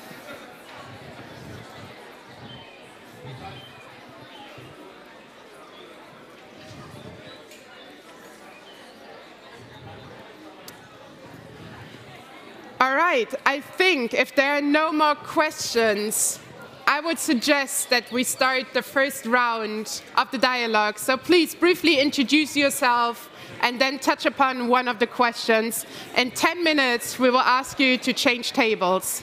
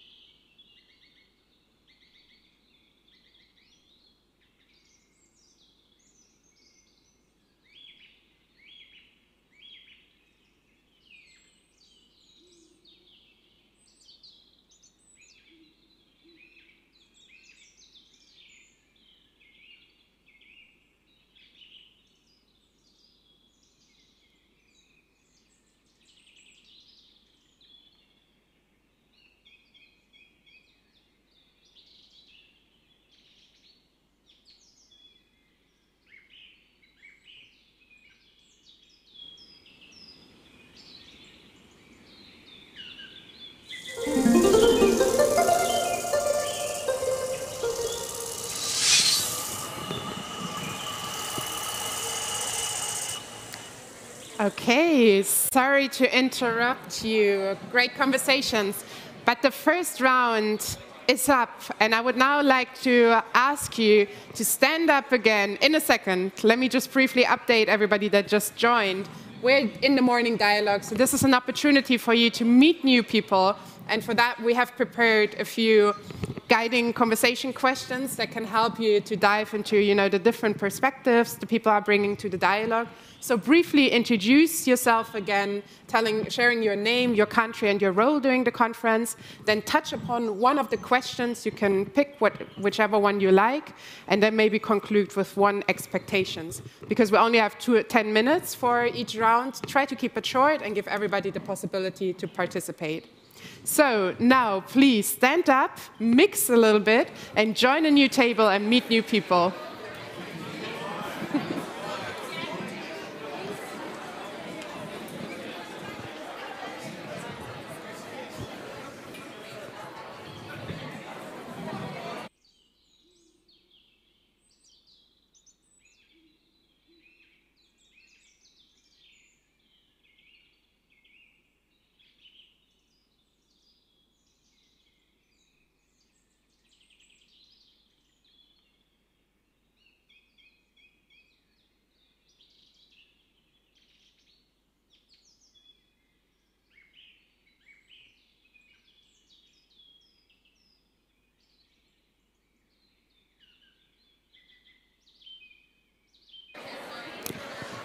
Minutes for the second round, starting now.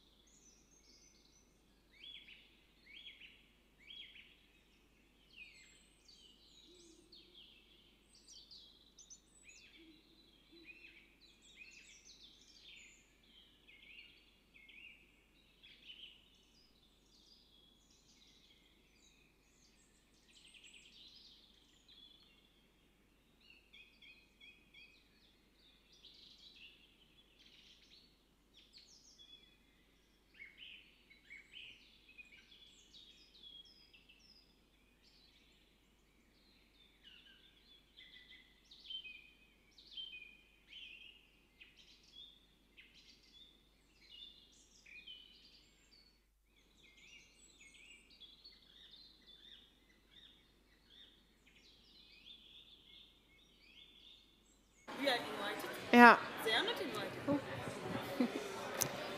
Okay.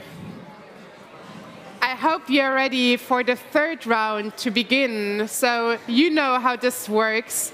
Please, we would like to invite you to stand up again, say goodbye to the people you just met. You can use the coffee breaks to re-meet, mix again, and dive into our last round of dialogue.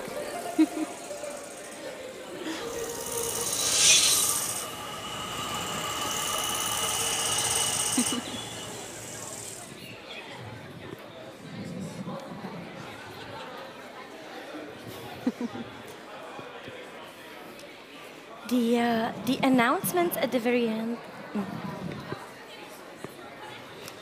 Please stand up, mix again, and try to catch up with your dialogue during the lunch break, maybe.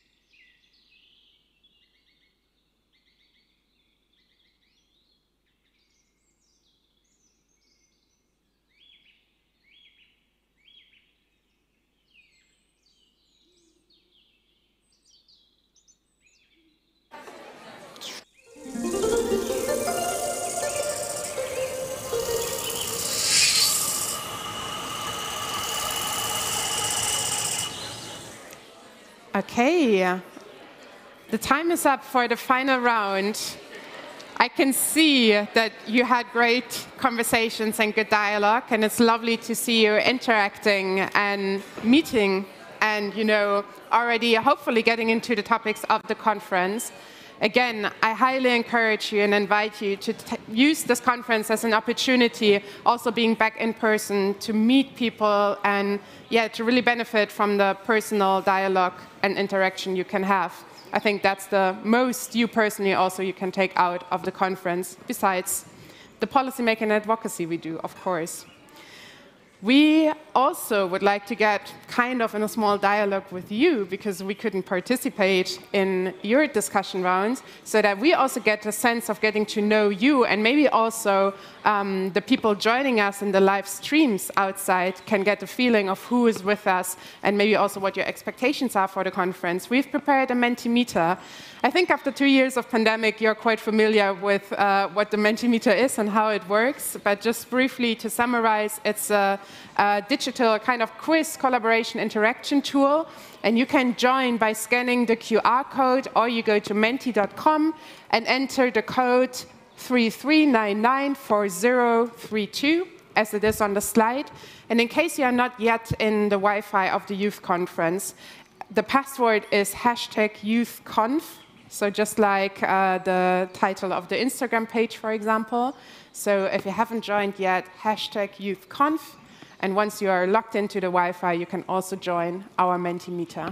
And we see people joining in real time, 47 people at the moment. So we're just going to give it a little bit of time for everybody else to also log in the Mentimeter. Yes. We have prepared some general questions touching upon different topics, perspectives connected to the youth dialogue. And again, this is an opportunity for you to get a sense and a feeling of who's with us in the room, and also us the opportunity to see what you've been discussing. You can join in at any time during the Mentimeter. So I would propose that we move on to the first question. And the first question is, where are you from?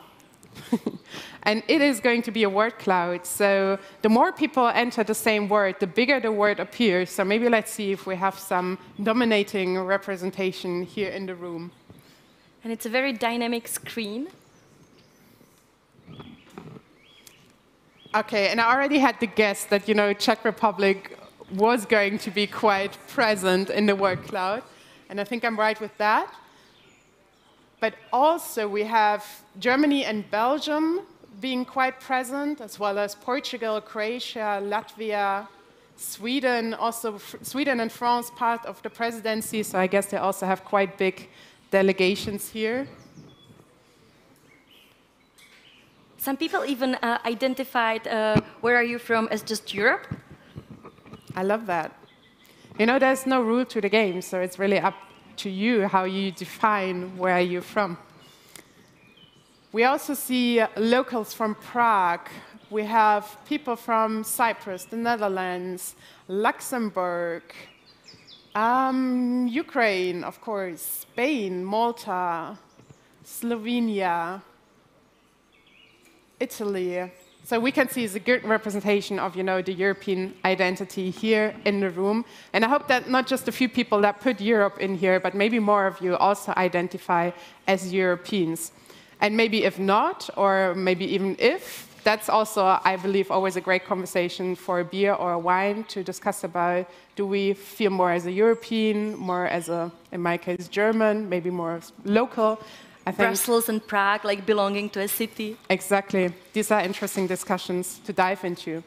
So let's maybe move to the next question, which could give us a great idea on who are the representatives of the different groups in the conference. So the next question is very simple. What is your role at the conference? And we have here the youth delegate, ministerial representative, different international non-governmental youth organizations, policymaker/expert, and other, which seems to be already quite a popular category. Is there maybe somebody that defines as other that would like to share? Just to get us an idea who could be the other groups represented. So we see 16 people, so any of those brave ones, just share your profile, would be very curious. Yes, there is one. I'm just Okay, staff team. Great, nice to meet you. Where are you from? Okay, from Prague. Great. Maybe one more, yeah?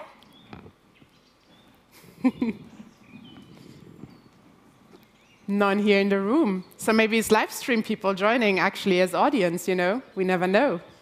But definitely a few other people that are here are, for example, the great volunteers that are here to help us facilitate the conference. And they are young people themselves, and I think this is also always a great opportunity to see locals getting involved of shaping the conference. And we will meet the researchers in a bit on stage. Definitely. And as we look at the screen, we see that the really large group would be the youth delegates, which is so appropriate being at a youth conference, so we're happy to see such a large amount of youth delegates here. Beautiful. Okay, let's move on to the next question. And this is one touching upon the dialogue you just had. So give us a number. How many participants' name do you remember from the 3 dialogue rounds you just had? Just an estimate guess. You could have met like approximately 17 other people, maybe more, maybe less, depending on your table sizes. Many faces, I hope so. Okay. Most people remember like 5 to 6, some even 10. 100 people, you must be a great networker. Somebody remembers more country names rather than people. Yes, I think that's part of, international conferences, that you kind of see people as part of delegations. So maybe sometimes it's even more relevant, at least on a policy making notice, to remember the delegations. But remember, it's also about meaningful personal exchange and dialogue. I never knew you can actually put an icon into Mentimeter. Now I see one heart being there. I remember their smiles. Beautiful. I think that's a nice wrap-up. Again, this question was just to encourage you again to meet again the people you've met during this brief phase. We do not expect you to fully meet, know, and remember all the people, but take this as a first possibility, to reconnect with them later on. So the next question really relates to your listening skills and to one of the questions of the dialogue at the tables. It would be, what was the best answer you heard when there was the 3 words characterizing youth work, youth policy in your country? So let's maybe move on the Mentimeter to the next question. So the best word you have heard in connection with the question, 3 words that characterize the youth work in your country. Trying to remember what the others were saying, what kind of stayed with you from those discussions.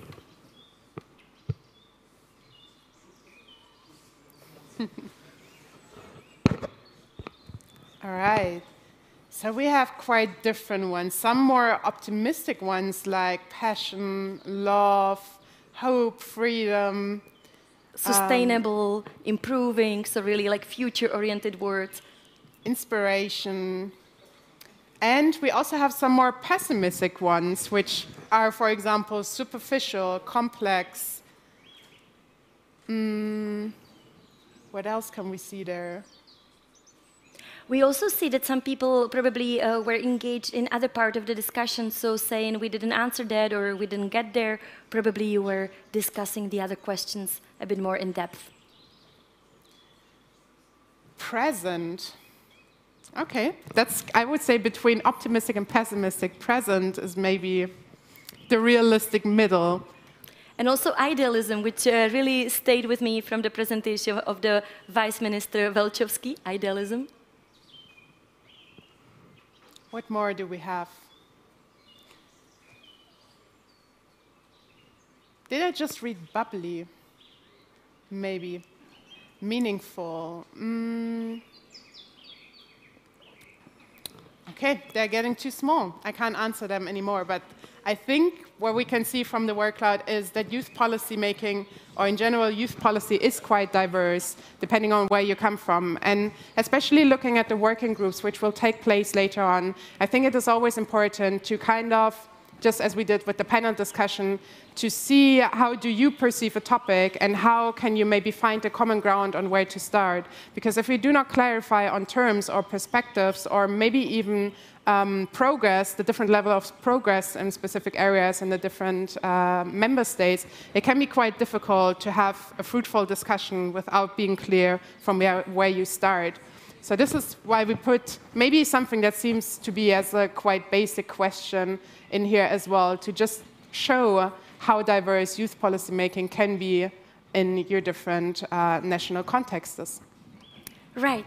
So the next question, again, will be testing a little bit your listening skills and how attentively you were listening to the others. And it's not related to your expectations, but what most of the people that you talk to expect from the conference. So what do the others expect to learn here, experience here? And we can already see connection, friends, networking, meet new people. So really like networking connection is here represented in a few different phrases. Exchange of best practices definitely happening starting this afternoon. Constructive dialogue. Can we maybe also scroll a little bit? And I would be interested, whose first conference is this taking place? Maybe you can, wave your hands again. Okay, quite a few people. First of all, welcome to the conferences. We hope that maybe, even though you might not have specific expectations, we still can provide you a great experience here. And we are open for feedback at any time. So please, if there is something that bothers you, you can't follow, and this applies to all the participants, not just the new ones, reach out to us and share your feedback with us. Somebody highlighted that it's one of the first conferences happening offline, not online, so a new experience meeting in person. Exchanging best practices, networking, dialogue. I think you pretty much summarized the core ideas of the conference. So I hope that we will, maybe not 100%, but we definitely try to fulfill your expectations. Let's see on Wednesday how you would evaluate the conference. Thank you for sharing. One final question. If you look at the conference program, and I hope you've looked at it, if not, I will briefly introduce it in a bit, but share with us, what do you look forward to the most? A gala dinner. That was a quick answer. It's kind of the principle of the open space methodology that often the best times at the conference are the coffee breaks, and our answers are kind of reflecting this idea: food, boat, concert, gala dinner, friends, so networking and connecting again. Working groups, great, that's starting this afternoon. Prague, have fun. Working groups, again, your time is coming. Lake Malawi, that will be the band. People getting to know Prague, partying a little bit, and continuing work from the last conference. I think that's also a good aspect. Missing the boat. Hopefully, maybe you're getting, is it called seasick? I don't know, easily. Hopefully not. I think it will be quite a chill trip. It's taking place tonight for everybody that missed the note on it. We will touch upon it in the evening, in the closing of the day, and let you know when and where the boat trip is going to happen. But yes, it's good to see that some of you are also looking forward to the content of the conference and the discussions that will be going on. So let me briefly introduce you to the conference and also to the program of the conference. Thank you for participating in the Mentimeter.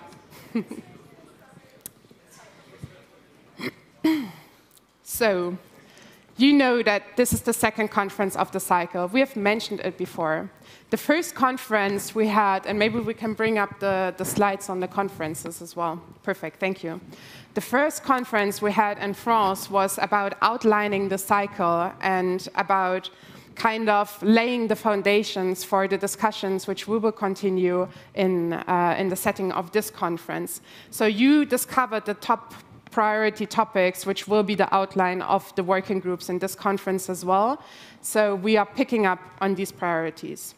And as you can see on the left side, we are in between the consultation phase and the implementation phase. So there has been dialogue going on, especially with the national working groups that consulted and shared best practices with us, with you, and you hopefully also brought some of these best practices to the conference, because we will have a format after lunch where we will need you to present these best practices.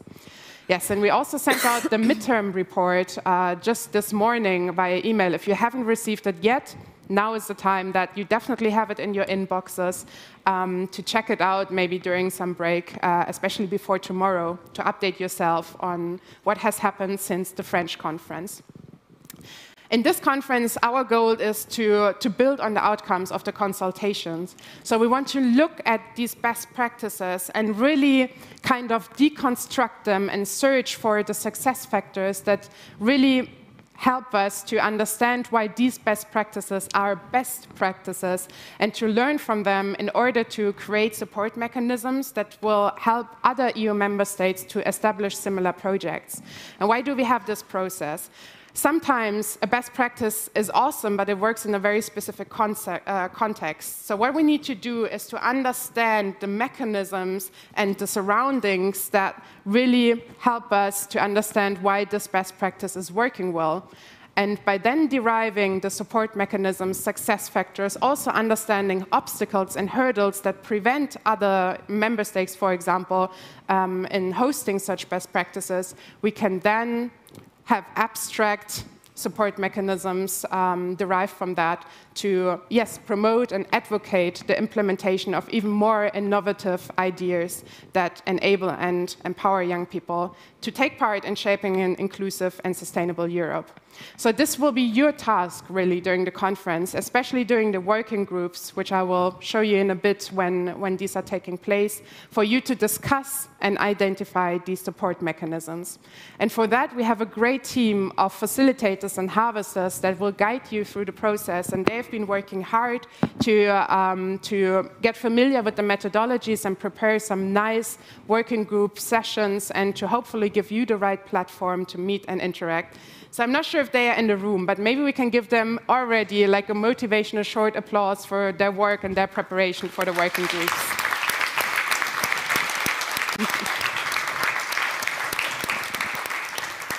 Yes. And to also give you a good foundation for the discussions, as we already indicated, there will be the market of best practices happening right after lunch break, and also a presentation prepared by the researchers to give you an update of what these best practices that were consulted actually are, to give you the possibility to be on the updated, latest version of what's happening in the EU in the field of inclusive and sustainable Europe actions. Yes, but moving on, what will happen after the Czech conference, just so that you have an idea of how we will progress after that.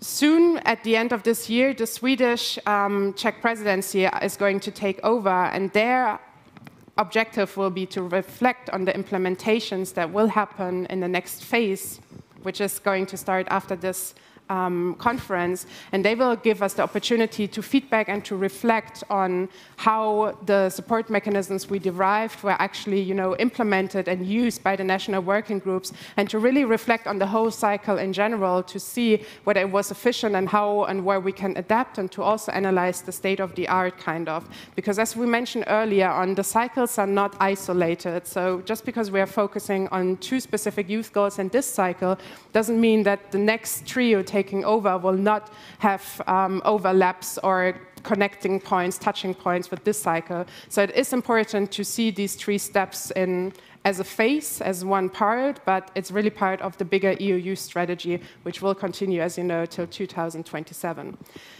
Yes, so this is to give you a brief context of the EU Youth Dialogue. It's always difficult to summarize it in a few words, but if you feel like you're lacking some knowledge, then definitely take a look at the preparatory documents we've provided you with before the conference, especially the PIN, where you can find everything I just said also in written form.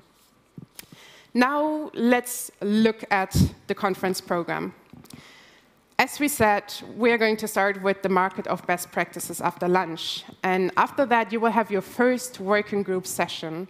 And Bara, maybe you can share with us a little bit what is going to happen in that first working group session today in the afternoon. Thank you, Clara. So since the working groups are going to be a group that you're going to spend a majority of tomorrow, big part of today's afternoon, we want to start with getting to know each other. Also to bring a little bit of this youth and non-formal atmosphere, there will be half an hour of getting to know each other, name games, just breaking the ice, establishing a really good and fruitful working atmosphere. And then we're going to dive directly into the topic of best practices, just remembering what you remembered from the market of good practices, and then analyzing deeper the success factors of those best practices. So really a lot of inspiration from great actions that are happening all over Europe will be awaiting for you in the afternoon. Yes, and you had the possibility to sign up for one of the specific topic groups before the conference. If you didn't sign up, then we have assigned you. So if you don't know what working group you will be attending, there is a QR code that I think is on the QR code summary, if I'm right, where you can check your group. And in case you still don't know or you can't find the QR code, come to Mika, and I don't know if he's here and can maybe wave. Otherwise, just go to the information. Oh, there, that's not Mika, but can you share your name again? Stonia. You can reach out to Stonia to ask what your working group is so that you can find your way later on. And you will be staying in these working groups, and we actually have 2 per topic, so there will be also a moment where you will exchange and kind of compare the outcomes of your discussions. And we hope by staying within the group, I mean, it's unfortunate that you can't discuss all the topics from all the perspectives, but being in one group really helps you to dive deeper into the discussion and to have a constant improvement of the outcomes you are creating. And as I said, the facilitators and the harvesters have created a great outline of methodologies to guide you through that process. So you will be staying within your little team and hopefully meet some nice and interesting people there and have some interesting, maybe also controversial discussions within your group. Yes, and tonight in the evening, we already heard there will be a boat trip. More information on that later on with the gala dinner. And tomorrow will be your day of work. It will be the most relaxed day for the 2 of us, I believe, because we will just have quick check-ins and check-outs with you in the plenary. But you will be really in your working group discussing, having the dialogue with the policymakers that will join you. And in the evening of tomorrow, we will already have some quick reflection and highlights of what you've been discussing in your working groups. It sounds like a lot of work time, but we really tried our hard to make the methodology interactive and diverse. So even though it's going to be like a full day of work, really different elements are awaiting for you. So be sure that you will stay engaged throughout the whole day. Yes, definitely. And I mean, it's always something, you know, with the EU Youth Conference of being torn between a few days with a lot of work, and on the other hand, still not enough time to do all the work. We are aware of that. But again, by giving you a full day of conversations, working sessions, and as Bara just mentioned, diverse methodologies, we hope that we find a good mix between some fun discussions, really, but also having some really, really good fundamental outcomes. Yes, and Wednesday will already be the day of conclusion. So that's what I mean by the conferences go by really, really quick. On Wednesday, we will have a summary by the researchers because the harvesters and the researchers will have a long night on Tuesday clustering and summarizing all of your outcomes, and they will present them to us on Wednesday. And then we will already have the handover from the Czech organizers to the Swedish organizers for the next conference. Yes, so it is 2.5 days, I would say, of a lot of work ahead. And just to ensure that your well-being is taken care of during the conference, we want to refer to kind of a small code of conduct, which we kept quite simple, because basically the most important thing is be respectful, especially in your discussions, and recognize that, you know, different perspectives bring in different values. And if we agree on the basic value set, I would say the basic European value set of, you know, recognizing each other, respecting, celebrating diversity, and also staying away from harassment or respecting personal space, then I think we can have a really good foundation for great discussions. But if in any case you feel like some of these core values are being violated, then please do reach out to us, to either one of the organizers or to Bara and me ourselves. We will be around the conference because we really want you to feel safe during the discussions. So definitely talk to us if there is something we can help you with. There is also an appointed awareness person, the contact you have in the email that you received 2 days ago. So that would be yet another person you can go to if you feel that probably something needs to be taken into account. Yes, maybe after lunch we can briefly bring the person on stage so that you can get to know her by face. Yes. Besides that, there's not much to say than really enjoy the discussions you have and maybe have some conversations with more experienced people within the EU Youth Conferences to really exchange about expectations and so on, to really make the best out of the time you have here. And again, if you have feedback for us, we are open to it. Definitely reach out to us. We really would love to adapt to your needs. Okay, it is, wow, we are really on time. It is about to be lunchtime at 12:30. We have just some brief announcements before you can head off to your well-deserved lunch break. Right. So we are trying to walk the talk, and as one of the priorities is green and sustainable Europe, not only we chose a location that has a lot of environmentally friendly and sustainable features in itself, but also all the refreshments and all the lunches and dinners will be vegetarian. It's mostly vegetarian, some of it is also vegan. We know that few of you indicated you have special dietary needs. So those of you, please do ask the catering staff, and they will bring out the meal that's meant for you. Yes, maybe before we release you to the lunch break, is there any question right now in the plenary? Or anything you would like to share? Doesn't seem like it. Oh, there is, over there. Can we have maybe a microphone? Is there some at hand? Yes, it's coming. I just want to highlight that we are doing so well with the time. So thanks for all your good work. It almost never happens that actually we will be in lunch completely on time. So great work to all of you. Hopefully we will, stick to the plan for the rest of the conference as well. Let's see. Hello. Hi, Larissa from Austria. As some of you may know, today on the 11th of July is the Remembrance Day for the genocide in Srebrenica, which happened 27 years ago. And I thought maybe we could all, in the lunch break or in the next coffee break, get together, take a picture, post it on all your social media to show solidarity. So is there maybe a meeting point where you want to invite people to go to? Do you know any nice spot here? That's maybe, if it's possible, we could hear, because there's like the flower of Srebrenica, which is like a remembrance sign. Maybe you could like put it up on the wall and we could take a picture behind it. What about, we will continue at 1:30. How about if you meet 1:20 here in the plenary and then you can take the lead and organize it?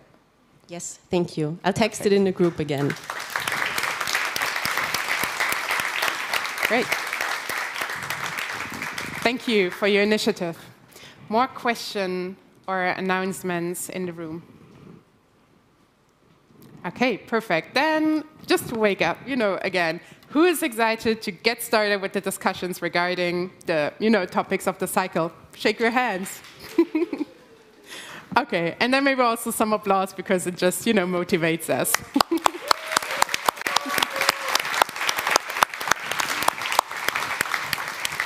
Perfect. Then enjoy your well-deserved break and see you back at 20 for the picture and 1/2 for the plenary.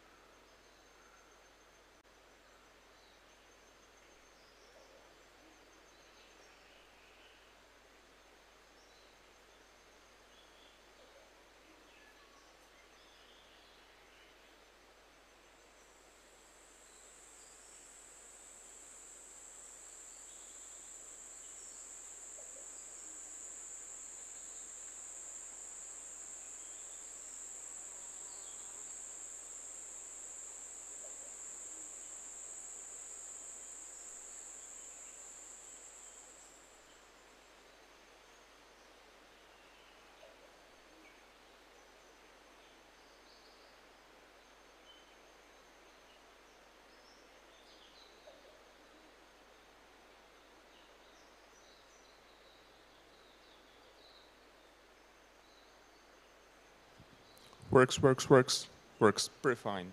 Works pretty fine even in here. Thank you.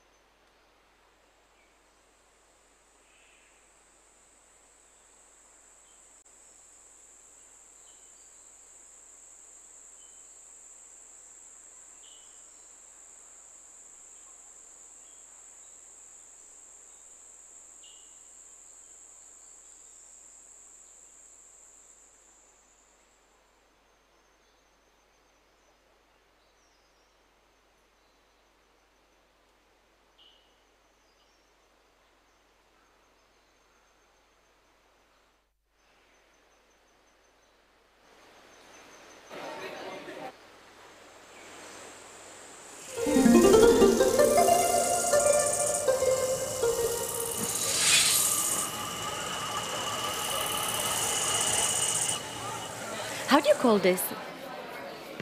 Niente. No. Do you want water? Just small.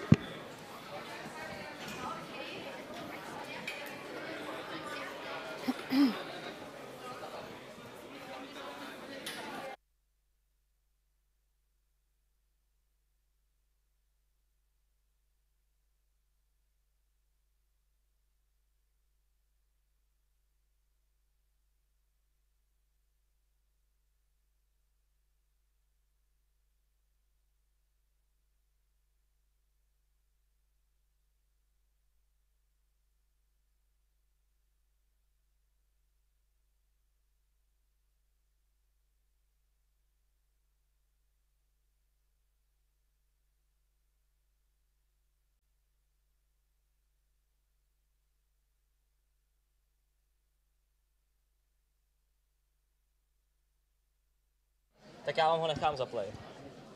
A je to. A je to, no. To bude nejjednodušší. A tam to je. Hej, hej. Aha.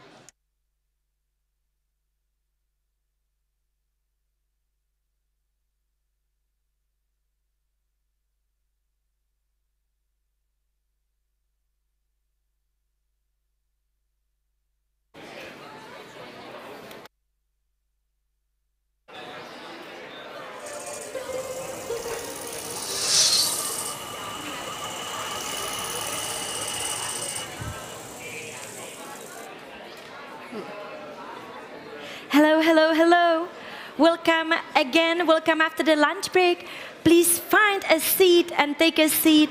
I see there's lots of people in the back, so there's lots of tables available. Please find your seat.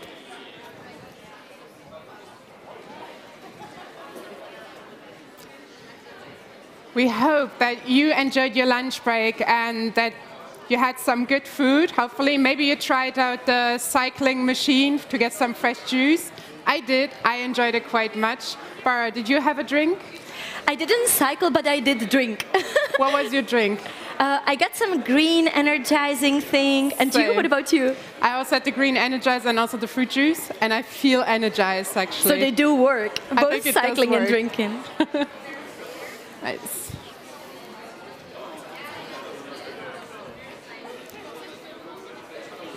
All right, please, everybody, calm down so that we can continue with the next part of the plenary session. Please continue with your conversations during the next coffee break or in the working group sessions, which will take place pretty soon. So now, in the afternoon, we will dive really into depth into the midterm report, the success factors, and the best practices. We are very much looking forward to hearing from Ondra, who's here with us, and also to hear from you, who will be presenting the good practices. We see that the lunch break really left you a little bit energized, but to energize you even more, I would ask you to stand up. So ladies and gentlemen, if you please can stand up.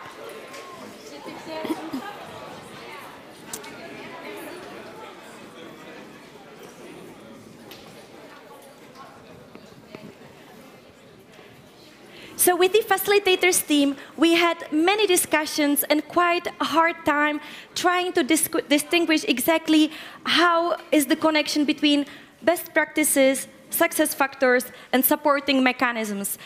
Believe us, that was like the topic #1 of our conversations in the last few days. So I thought about an energizer that might kind of illustrate those things quite clearly and physically. So please follow me. I will kind of tell a story and invite you to do the same gestures as me. So imagine that you have a brilliant idea how to do a great project, either in the topic of inclusiveness or Green Europe and sustainability. First, you are just thinking about it. So your project idea is slowly being born. And in the beginning, it is really just an idea. You need quite some people and energy and to put that idea into action. So we see that the action already requires a bit of momentum. If you're lucky and you get inspired and people join you, then you see that you have participants and impact, and your project can happen to be a good practice example. So we're already impacting more people. So you're spreading very nicely the impact of your action, and you analyze some success factors, and you want to mainstream it. So you spread it, and more people learn about your great action and your great activities. And if there is enough support, you will spread it even more, and many people will learn about it, so a lot of people will know.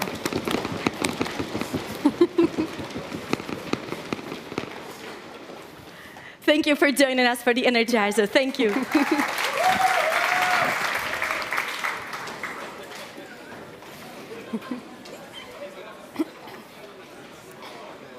So as mentioned before, in the afternoon, we will get to hear about the midterm report, success factors, and good practices examples that was done by the researchers who are here with us. And in the second part of the afternoon, we will dive into the market, where you will hear the best practices firsthand, so from the people, from the countries who will describe them in detail, and you will learn more in depth about it. So first of all, I would like to introduce the two researchers that prepared that fantastic midterm report that we will get familiar with soon. One of them, Dan Moxon, is an expert in the field of youth participation and research of it. For more than 20 years, he has been a member of the pool of European youth researchers.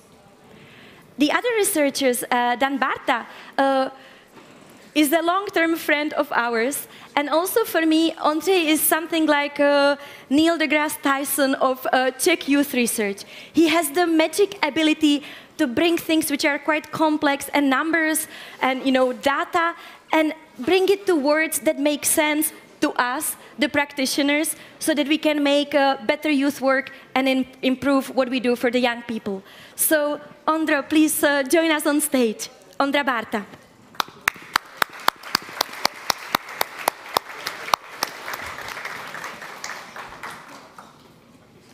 Thank you very much for the wonderful. Thank you very much for the wonderful introduction, and also for the wonderful energizer. I saw lots of you enjoying the lunch, so with your bellies full and satisfied, with your bodies energized, I will now do my best to also bring you some food for thought, as they say. So I am here today, my name again is Ondráš, pronounce he and him if you want to address me. And I'm here on behalf of the two researchers, which is me and Dan Moxon. Dan, can you wave, please, just so that we know where you sit? Is Dan here? Okay, find him later. This never happened. I am here today to talk about a midterm report, which you have received as kind of a surprise gift today in the very morning. So you might have seen it in your inboxes. Please feel free to browse through it, to read through it. And I will do my best to actually introduce the most important aspects of the midterm report for our further work today and tomorrow, so that I give you as much food for thought, which is useful for the group work that will follow. First, let's see where we are and how we got here.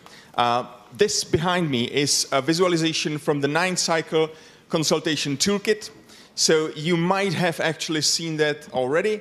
And it shows that we already do have international and national aims right over there.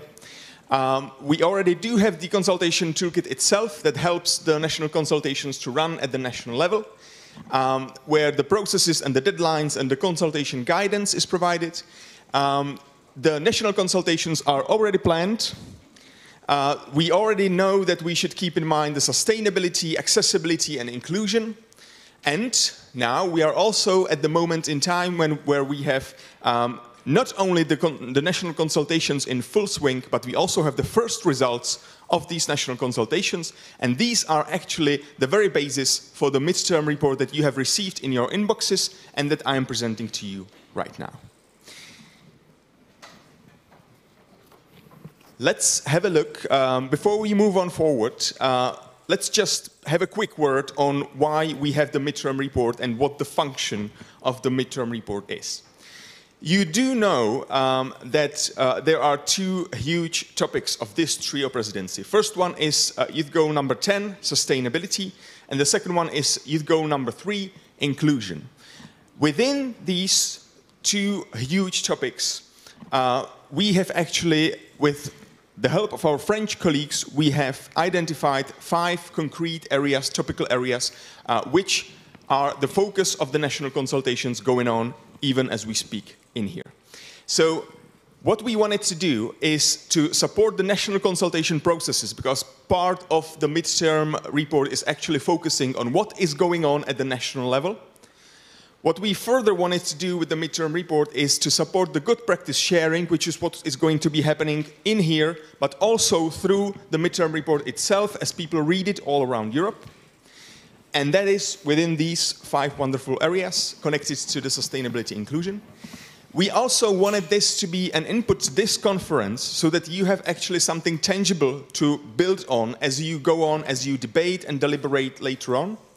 And as such, through your deliberations and also through the midterm report, which is based on the work of the national working groups, it also is one of the inputs for the Council conclusions prepared by the Czech presidency of the Council of the European Union, a final policy document which is recommending the EU member states certain actions in the youth field.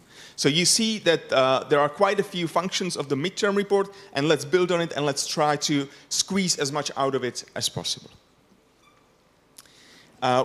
What is the midterm report built on? I already mentioned that it's built on the data that we actually received from the national working groups. The midterm report is not something compulsory. It was completely voluntary. So we got input from the 26 national working groups, which reside in 24 member states. You can see them listed in here, and that is the data that we have available, and that is also the data that the midterm report is based on. And so you can refer to those especially, but of course you can go even beyond that in your discussions later on.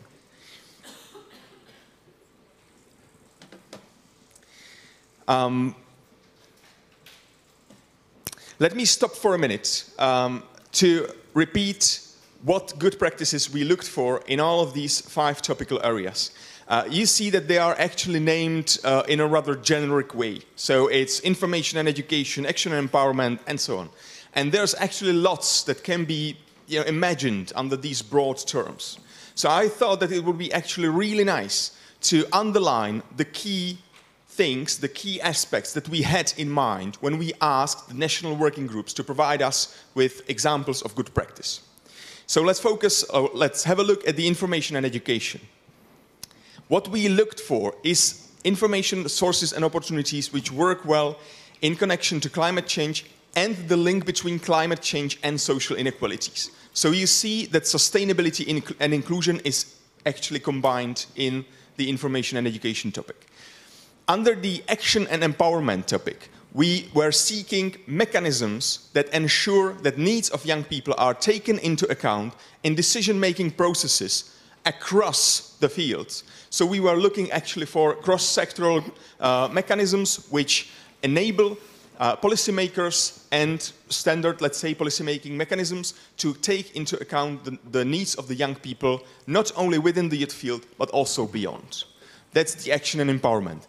In the topic of governance, we focused on a youth participation mechanism which is successful in going beyond consultation, but that also holds policymakers accountable for what was agreed upon. So we looked for examples of such practices which actually put in place policies and that actually have visible outcomes of the political participation processes. In the topic of mobility and solidarity, we looked for those which are related to the environmental topics, but also those that are fit for different disadvantaged young people.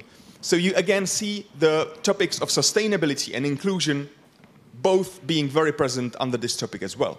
And last but not least, the topic of access to infrastructure was actually focusing not on single aspects of infrastructure, but on the infrastructural system as such. And what we meant by that is that it's, of course, nice to have a public transport which would be free, for instance. But if the public transport is not dense enough, if it doesn't go often enough, then again, I mean, is it then really useful?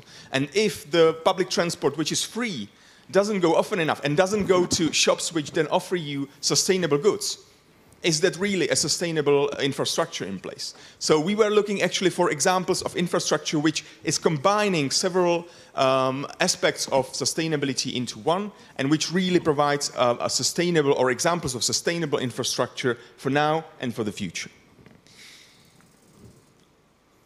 With these in mind, let's have a look. Let's have a look at the types of good practices. Now I'm really getting into the moment where we had a look at the wonderful good practices that came back to us, and we analyzed and summarized the findings so that now we have an overview as to what good practices actually were identified on the national level. So, firstly, we identified the practices which were either a civic participation or a political participation activities. What's the main difference is that civic participation activities focus on really tackling challenges on the ground through different projects and initiatives which actually identify a challenge and then aim at trying to mitigate the challenge or resolve it somehow.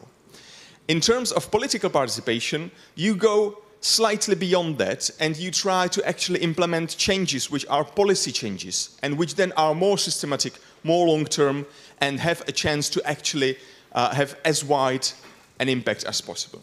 So that would be the first two types of the good practices. These two are rather, I would say, self-explanatory, but let's have a look at them as well. The one-off initiatives are typically projects, events, workshops, conferences, and so on and so forth. But many of those one-off events and activities were actually chosen to be good practice examples because they really show a potential to go beyond this one-off format. So there is always, this question of what would help these one-off events and one-off activities to actually become long-term or systematic or continuous. In case of long-term and continuous practices, there's basically, we'll get in a minute to the area of success factors, which is actually aspects that help the good practices to occur in the first place. So these, for sure, help the long-term initiatives a lot. But there are actually two quite specific success factors which help the long-term and continuous initiatives a lot. First one of those would be the platforms for sharing of good practices. It can be different round tables, it can be peer learning events, it can be conferences, just as this one, it can be contests, online and offline publications, all those various mechanisms. So simply mechanisms which allow those practices to be shared beyond their original space of influence. The second of those would be including the good practices into the existing platforms for youth workers and other interested stakeholders. For instance, training of trainers events, national youth conferences, national and international tool fairs, and other platforms that are already in place, and when you can actually go and present either the one-off or the long-term continuous initiatives and see that they actually go beyond the original scope. This, yet again, is quite self-explanatory, but it feels like there is more to it than meets the eye on first sight. Let's have a look at it a bit more in detail. Firstly, when you consider the impacts of good practices, it's always great to know and great to very explicitly name whether it's local, regional, or national activities, because, of course, the scope of the activity then influences the potential impacts, and it can be sometimes unrealistic to have expectations which go beyond the level on which the activity actually occurs. Second, there is always the question of upscaling or downscaling these good practices. So, for instance, right now we are here at an international event, And for me, there would be a question, okay, can this be actually used as a good practice example and be replicated in a national context somewhere? And if yes, then what would it take for that to happen? And similarly, if we go to a local event which is actually brilliant and which is helping somebody on the local level, then for me the question would be, can we take that as a good practice example and actually push it a level above it? And then maybe even to the national level? And if yes, then what would it take? So there's definitely more than meets the eye when it comes to the, let's say, traditional levels on which the good practices occur. Now, I already mentioned, and my colleagues here at the stage also already mentioned the success factors that are related to the good practice examples. What we mean by that is such mechanisms which actually help the good practices to get established and to be maintained. So, first of those that we identified is the direct engagement of young people and marginalized young people as leaders and organizers of the good practices. This, of course, is nothing new. What was apparent from the good practice examples is that such engagement demands young people to have rather specific skills and also requires specific efforts from various organizations to support the given practice. So what would be really great to see would be also mechanisms that enable young people to develop such skills and that also support the organizations in engaging in this rather specific type of work. What also showed in the good practice examples is that for this to happen, for young people to really get directly engaged, what is absolutely necessary is a youth-friendly communication that not only informs the young people about what is going on, but also attracts them, makes the events and the projects and the initiatives attractive to young people so that they actually want to join. How different organizations do it is explicitly utilizing informal and non-formal learning environment. I mean, these are very attractive to young people, and it never hurts to say it out loud and to be explicit that this is an informal or non-formal learning environment. Some organizations also use gamifying, so different aspects, like for instance we had the wonderful Energizer in here. That can also be built into the project activities so that at different steps there's different gamifying elements. And also it's worth to have a look at some reports which suggest that there's actually different channels, now I mean media channels, which are actually attractive to different groups of young people. So organizations which are successful in using these channels which are attractive to the young people actually are really successful then in engaging them directly in their initiatives and projects. Second success factor that we identified is a direct link between the bodies implementing the good practice and the policy stakeholders. Before I go into that, I have to say that this is the case not only for the political participation practices, but also for the civic participation practices. It can be simply that a certain policymaker endorses the event or the initiative. Really helps a lot in the visibility, it really helps a lot in other stakeholders taking the event or the initiative seriously, and so on and so forth.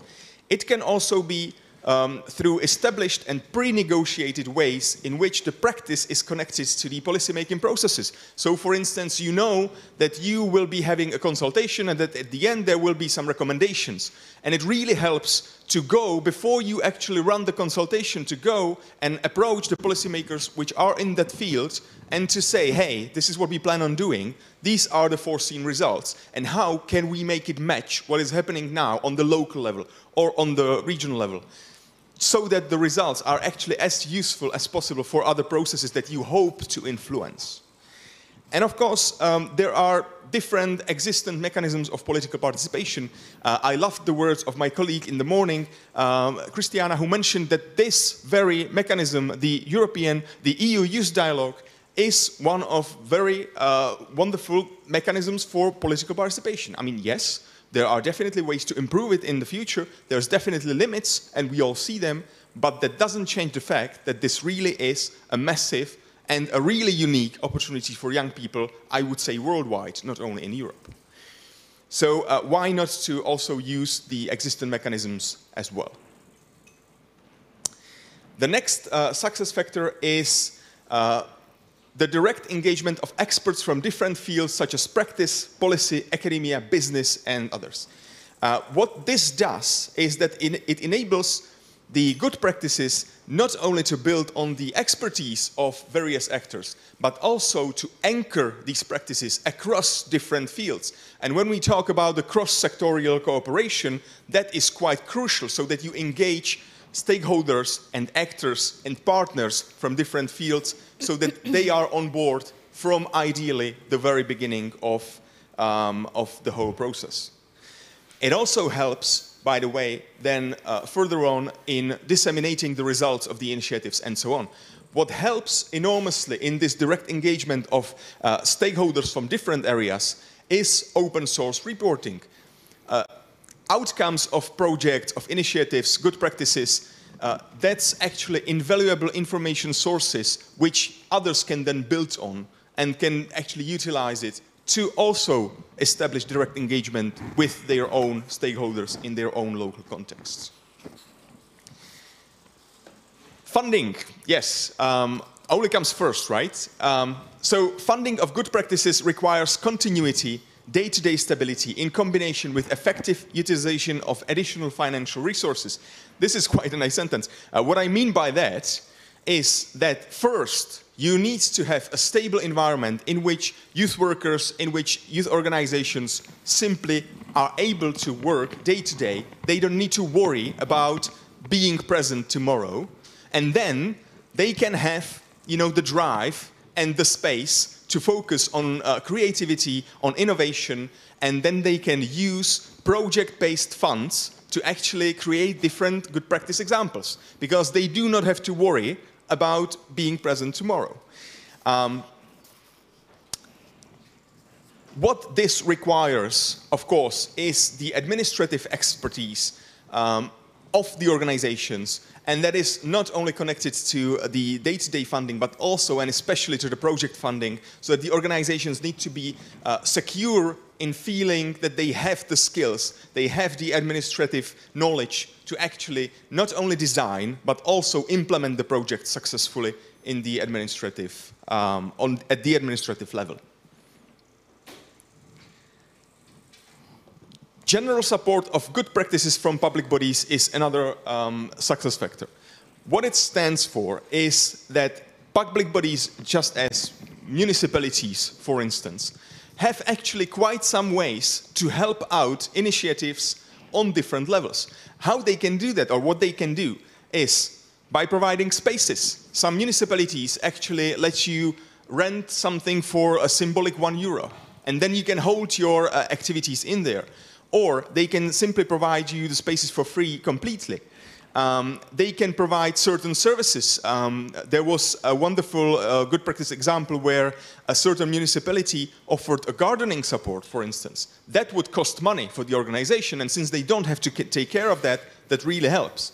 And of course, last but not least, municipalities and other public bodies can provide expertise, for instance, legal, administrative. So the projects can actually be partially run by these bodies, and then those who are working with the young people directly can focus on the innovation and creativity and not really on the administrative and legal aspects. So this is quite valuable, and it's worth to keep it in mind. Publicity, visibility, and transparency. That is something that is very dear to me, because often this would be like the weak spot of many of the good practices. You know, the old philosophical question is, if a tree falls in a forest and nobody hears it, did it really happen?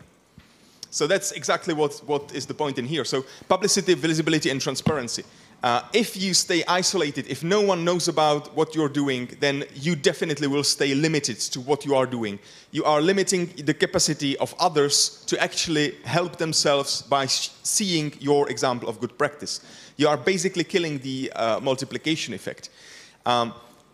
There's also a potential for civic participation initiatives to be actually implemented, or to serve as blueprints for the policy changes. But if nobody knows about them, then this potential is also wasted. Transparency is super important in, especially in the political participation initiatives. Why that is? Because these are quite often long-term, complex, and multi-layered activities. So especially young people need to see and need to know when they take part in here, what happens in here, what happens in here, and what's at the very end of the process, and how the process gets there, and how their contribution in here is actually mirrored in the outcomes over there. And that is often not the case. So we need to be very patient and very long-term devoted to keep the young people in the loop when it comes to especially the political participation mechanisms.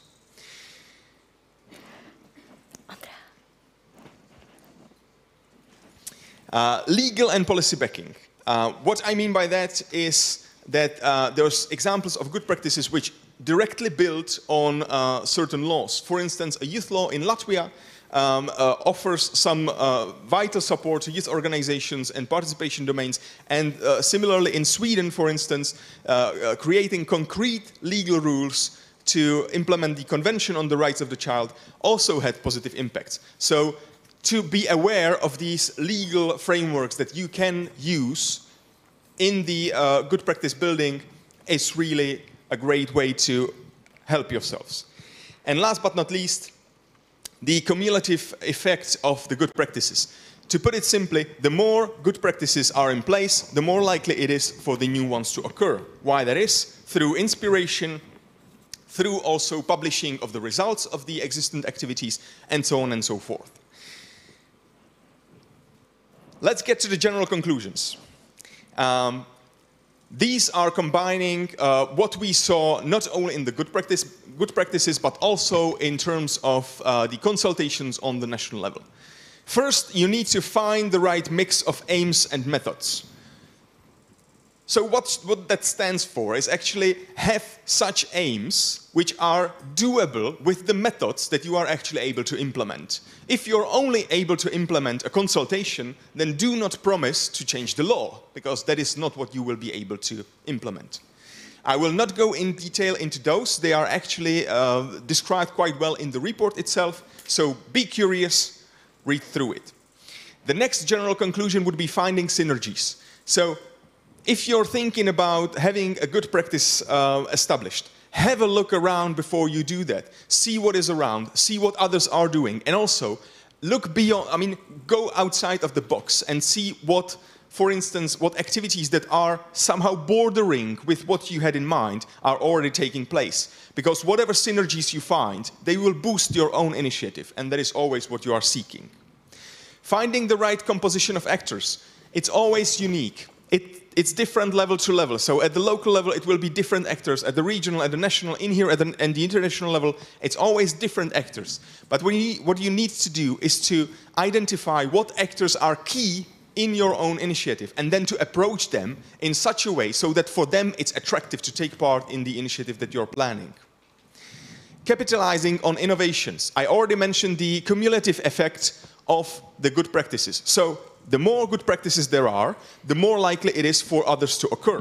And that is not only, it's not only this effect, but we need to explicitly and very directly use the innovations that are around us and to build on them. Not only to build others, but to build on top of these innovations. Setting inclusion as a default approach. We have seen that there are actually quite a few innovative approaches to outreach and to inclusion itself. And what is the most important is that in very many, I would say that almost in all of the good practice examples, the inclusion was actually something that was there and you didn't even know. The national working groups didn't even know what to write because they were like, yeah, sure. This happens, this is how we operate. Inclusion is what we do on a daily basis. And that is actually something that is worth to say explicitly and to build on. Employing intergenerational dialogue, you know that is one of the things we are here for. It also connects to the right composition of actors. So not only within the youth field, but also to go beyond the youth field and to engage as many actors as possible. strengthening cross-sectoral cooperation, something that we've been shouting for a long time, something that is still very much not happening, but something that in the face of the climate change, we now see that needs to start happening, because simply to work within the youth field makes no sense if we are facing challenges that are actually quite broad and that require various actors to work together. What's next? Here at the EU Youth Conference, we will be focusing on additional success factors. So I showed you some. These are the ones we were able to identify in the midterm report. You are then free to also look for others. Potential hurdles. So you will have a look at how implementing good practices in different contexts can, run into some barriers. And then, lastly, you will be looking into support mechanisms, so such mechanisms which enable success factors to occur. So to create, this fruitful environment for good practice creation and sharing. And after the EU Youth Conference, as I already mentioned, there will be a final conference report, and that, again, is an input for the Council conclusions prepared by the Czech presidency. And I am aware that I'm talking for a long time now, so that is where I shut up, and I give the floor to you if there's questions, comments, or just general shouting. Ladies and gentlemen, let's first put our hands together.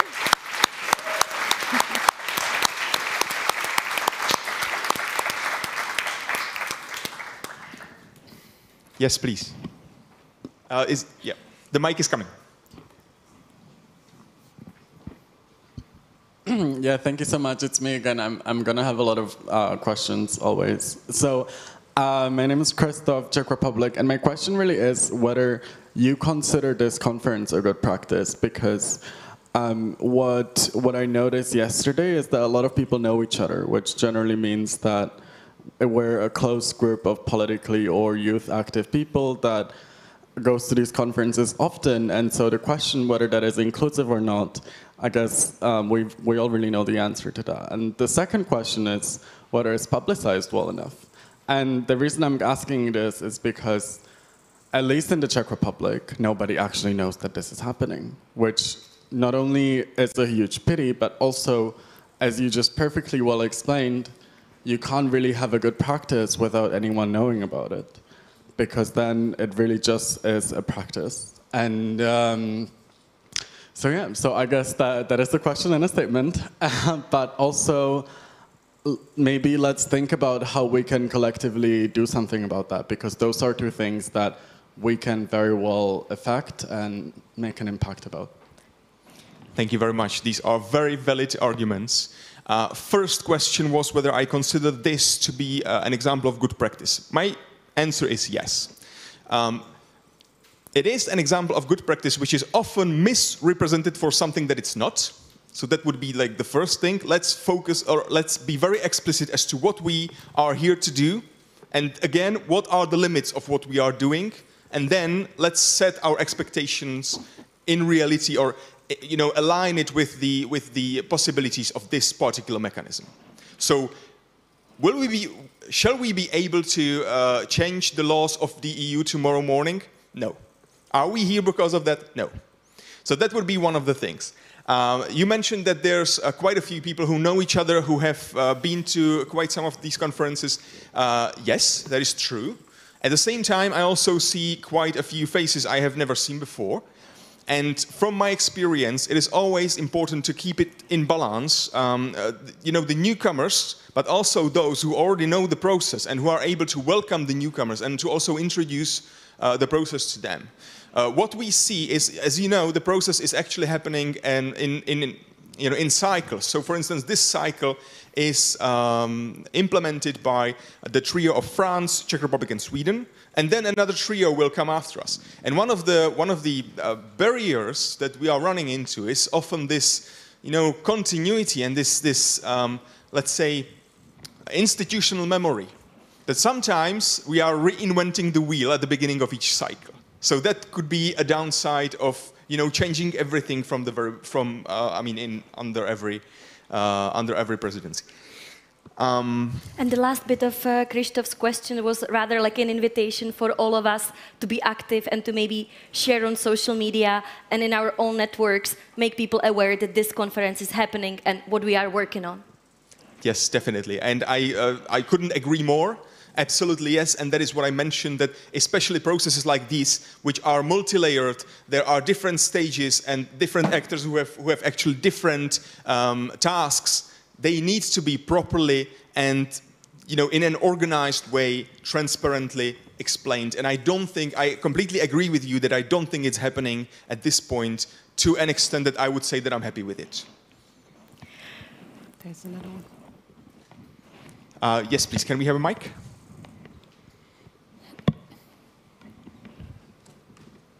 It's more a comment than a question that I just wanted to add. If we talk about inclusivity, most of the young people who are here are volunteers. Not everyone can afford to volunteer. We have to be honest, this is more of a prestige thing. So maybe when you think of your good practices, keep that in mind, that not everyone can afford for just being here and not working and volunteering. That is very true. That is very true. Yes, yes, give her a hand. That is absolutely true. There is, if you look into the midterm report, there's quite a few mechanisms which are connected to outreach and to inclusion, and especially if you look into the good practice examples themselves. So there are ways to work with that as well, but I completely agree that this would be like one of the barriers as to why the composition is the composition it is today. There's a question in the back. Can we have the mic, please? Thank you.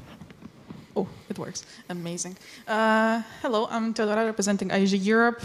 I will follow Krzysztof's example and side comment and a question. First of all, thank you for the presentation. But I have a question, as I said before. Taking into account that you said, I mean, it was said before, but funding is a very important issue, especially for youth and youth organizations.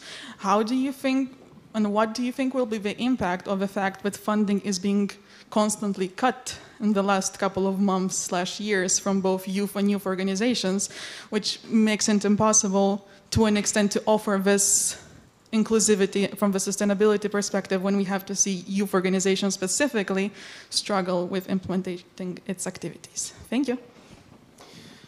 Thank you for that question as well. If you look into the toolkit to this cycle that we've put together with our French colleagues, you will see that one of the topics, there's actually a mention of this phenomenon called youth washing. And that would be, to me, quite an example of what you're talking about. Let's talk about how we are helping young people, but then let's cut the funding at the same time. It doesn't make any sense, and it doesn't make any sense to me. I do not have an answer to that, but I believe that this is actually like a great deliberative forum at which to raise these important questions, and I would say don't hold back, and let's talk about these very burning issues. Ondra, we see your enthusiasm and we see the interest and the question. We know we could go on with the debate forever. So, ladies and gentlemen, once again, let's put our hands together for Ondra. Thank you. Ondra, maybe before you leave the stage, I think I see now Dan Moxon also. Dan, so this is the second researcher. Thank you for contributing to this fantastic midterm report. Thank you for all your great work.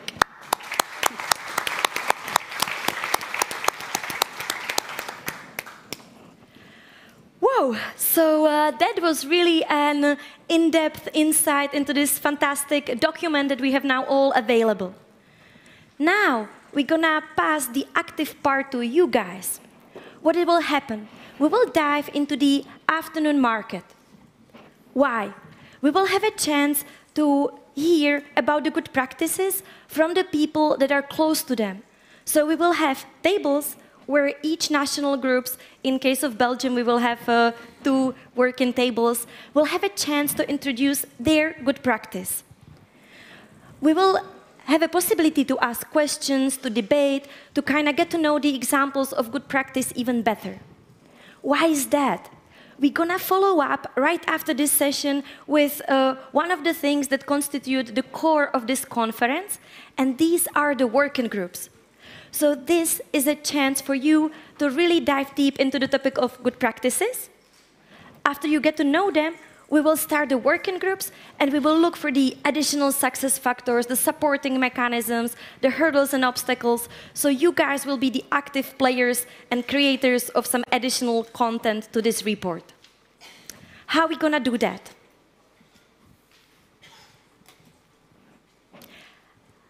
How are we going to do that practically? We will ask the national delegations to find their table. This is a very elaborated system. So where Ondra sits, so on the right corner, on my right corner, there will be the letter A, and going through Belgium, Bulgaria, and then on the green side, we will make a snake and continue alphabetically and make a snake. So hopefully you will find your flag and the name of your country, and you will find the starting position. So national delegations will have a chance to present their specific examples by themselves. One person from the delegation will have to stay at the table. The others are invited to freely move and explore. The total time frame for that would be half an hour of going around.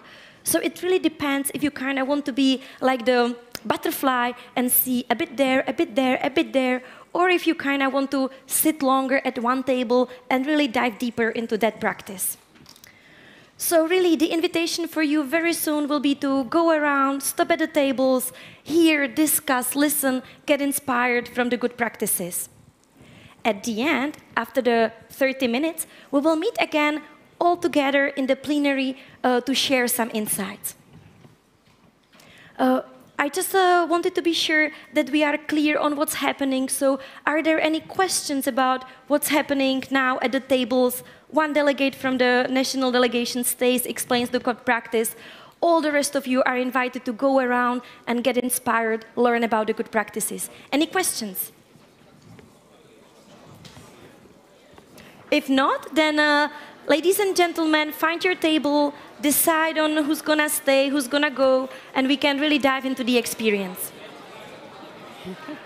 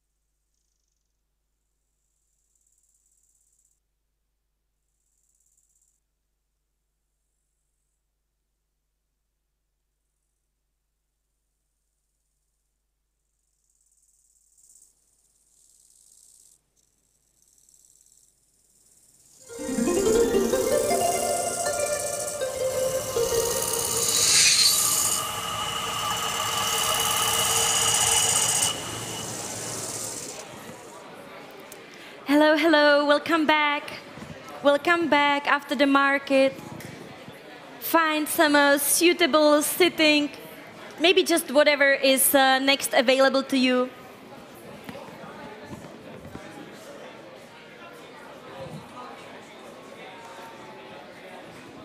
We know that the time is never enough and there were so many tables, so many good practices, but for now we would just invite you to find a comfortable chair, find your table.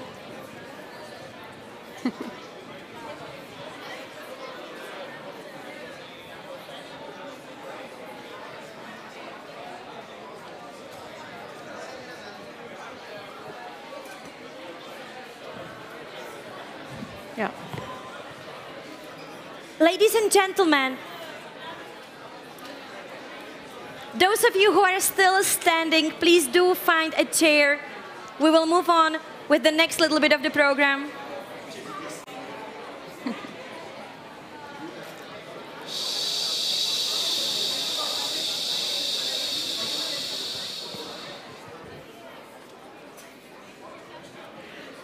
Welcome back after the market.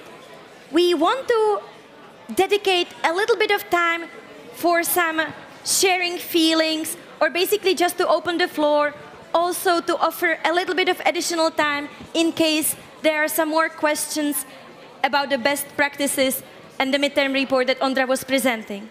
So ladies and gentlemen, there will be now about 10 minutes of the time to give the floor to you. You're sharing the feelings or possibly some additional questions you might have for the researchers, Ondra, and about the midterm report. So just looking at you, looking at the room, is there anybody who wants to share a feeling, a thought, or a question?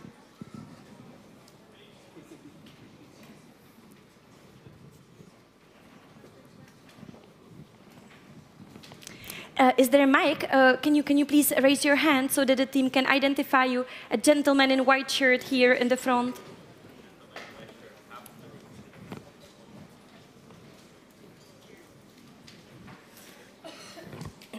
All right, thanks.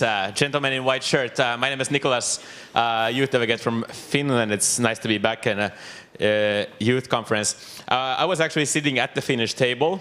We had a lot of people who came here to ask questions and talk about our best practices, and I found it really nice that there was such an interest shown, but also I want to say thank you for everybody who came to that table and also interacted and talked about your experiences in your countries about these matters, because it's also an opportunity for us to make our best practices even better. I also tried to maybe talk a little bit about why these best practices are good practices, but perhaps maybe not always the best practices still. We still have a lot to improve, a lot to do.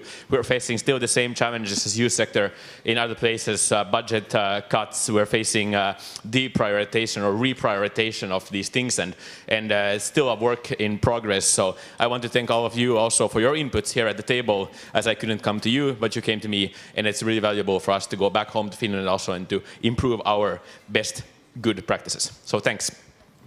Thank you, Nicholas.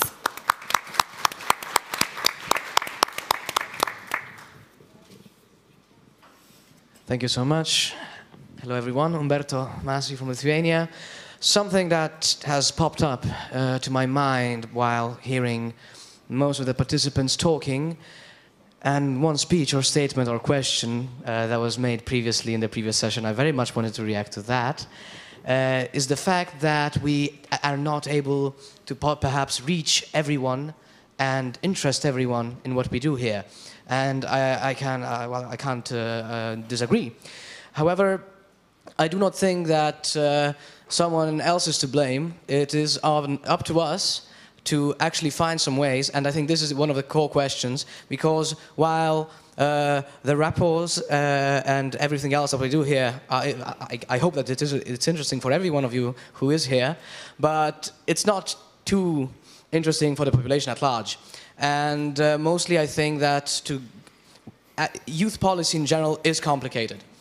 To reach out to people and talk about youth policy is difficult as is. Now what happens, we put on another level and we involve the European Union in it.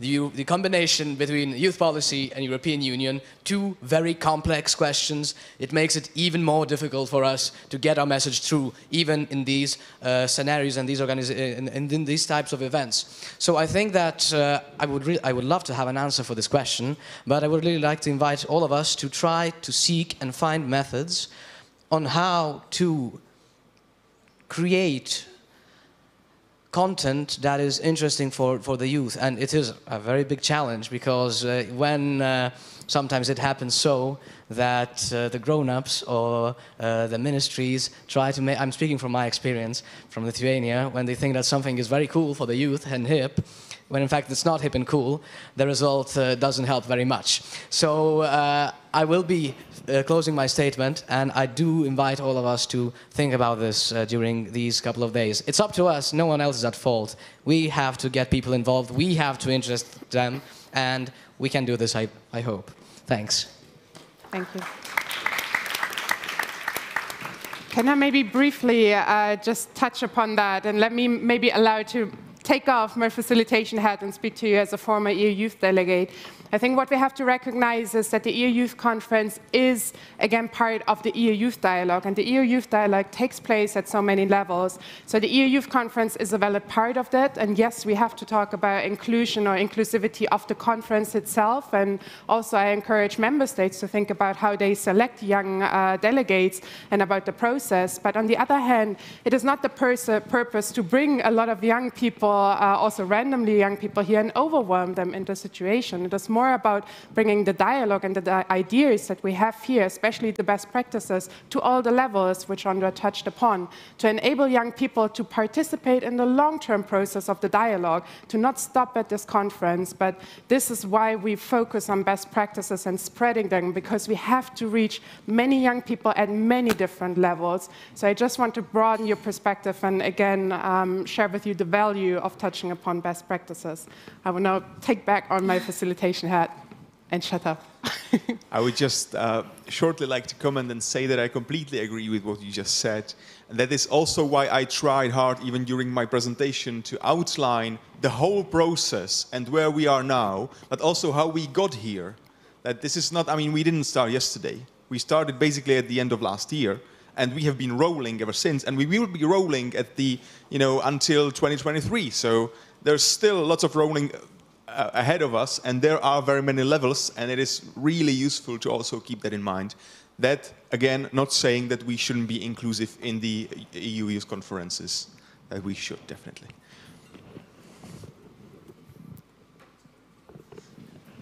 Thank you. Teodora, ING Europe. I just wanted to come with like a side comment from the INGYO's side, because we felt a bit left alone in the corner. But if you want, and we are here to share our practices and share our experiences as well, and this is what we've done at least until between each other in the last couple of minutes. So we are here for all of you in case you need us, all the big group here and some more people spread around there, in case you want to talk with us as well about the youth field from the international perspective. Thank you. Thank you very much. Let me just briefly comment. I mean, the reason why perhaps there was not a table labeled INGYO is because we tried not to put anyone into an, let's say, not really comfortable idea or area by putting them on a spotlight. So we have only put together, the flags of those national working groups that have submitted the good practice examples. So those were actually around, and that was the reason. But it doesn't say that you shouldn't or can't share the good practices. For sure you can, and please do.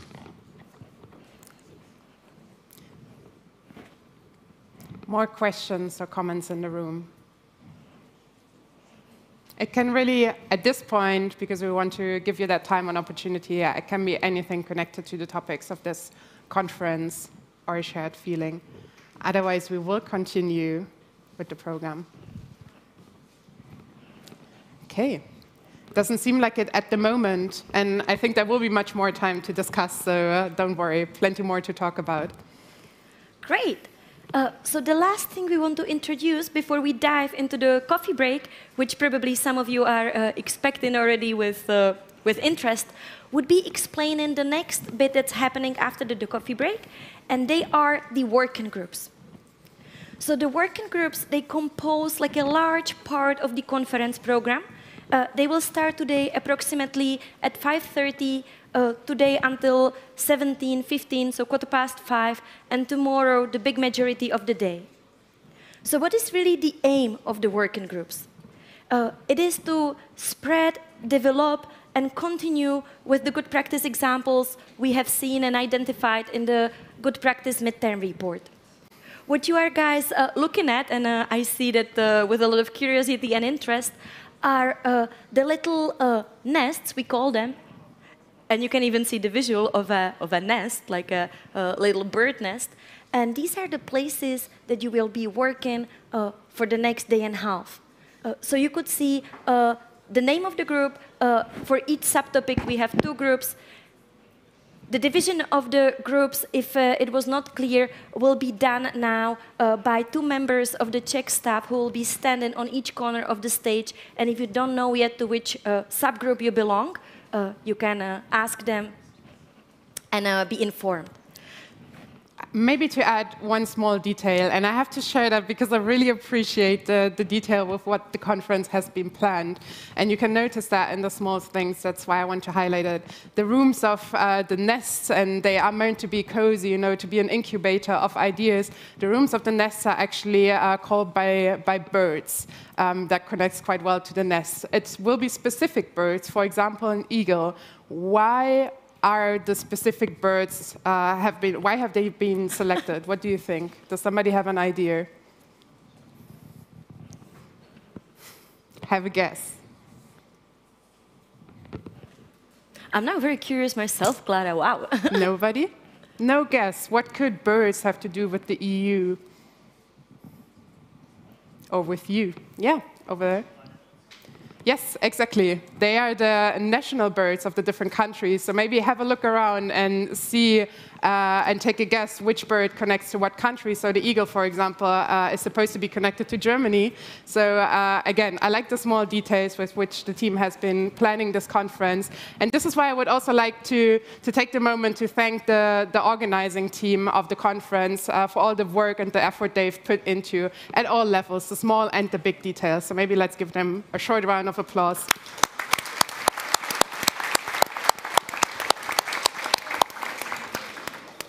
Thank you. So we wanted also to say maybe just additional 2 or 3 sentences about the purpose of the working groups so that you guys are well informed what's ahead of you.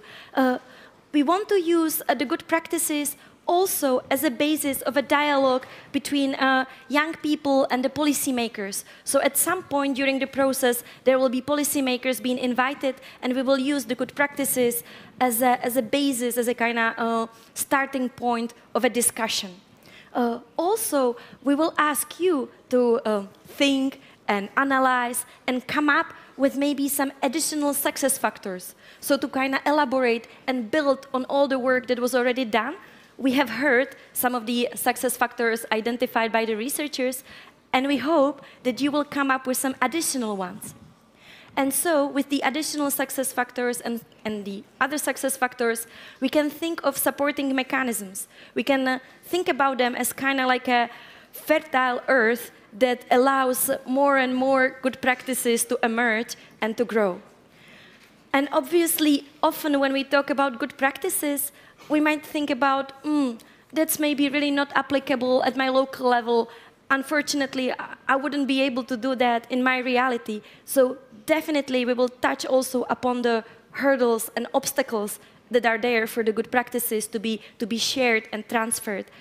And still we have the mindset of kind of solution focused. So we do want to mention the hurdles and obstacles, but still the main focus would be on success factors and supporting mechanisms so that we allow more and more of these great practices to emerge throughout our countries. And this will not just happen or take place in the topic groups. And the topic groups, whenever we say topic groups, what we mean is the group of action and empowerment, mobility and solidarity, governance, information and education, and access to infrastructure. We also have a new concept put in place, which is the creative groups, and they actually have an inclusive thought behind that. And for that, I would like to interview, shortly, you, Andra, to kind of introduce us to the concepts of the creative groups. So maybe, when was the first idea of adding, specific or special groups to the conference, and what was your initial thought when putting them in place? Well, there was definitely, this was the idea that actually came from you and those of you who have attended the conferences before you, because to have the traditional format of deliberation, which takes place in group debates, is definitely something that needs to be present, but some delegates actually felt that they would appreciate a creative way of expressing what they have in mind, and also to perhaps take their head a bit outside of the speaking area, but to activate also some other centers in the brain. So that was the idea behind the creative groups. And when we first thought about it, it was like there was quite an enthusiasm also on our end, trying to create something new. Mm-hmm. So we have 3 creative groups. One is called AV content, so video. The other one is newspapers, and we have a Lego workshop. So what will happen in these 3 workshops? I'm glad you're asking. So let's start with the Lego. I suppose Lego is something that you might be very curious about. Lego is an opportunity for all of you to actually build a city of the future, and then also to comment and to share with our facilitators and harvesters who will be actually guiding you through the process, to share with them why the city looks the way you built it and what are the ideas behind it. So that would be for the Lego creative group. Then, of course, there is the creative group on the newspapers. So in there, you will be able to actually imagine yourselves 30 years in the future and to suggest a newspaper article which then describes certain element of society of Europe in 2050, and to kind of also elaborate on what is happening and why, what are maybe the successes that you are looking at and that you are actually referring to in the newspaper article. And the last one on the video is quite similar to the newspaper, but you are actually able to create short videos and to have perhaps an interview with a policymaker in 2050, explaining through this format of video what are the good practices in 2050 and what is behind them, what are the good what are the success factors, and what are the supporting mechanisms. And are these creative groups there now just for fun, or what will actually happen with the ideas that the participants can, bring forward within the creative groups?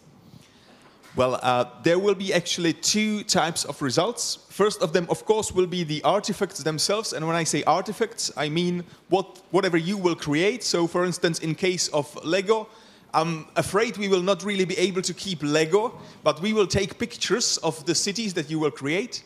But in case of newspapers and audio visual content, that will be kept, and it will be part of the outcomes of this conference in itself. So that is one level of the outcomes.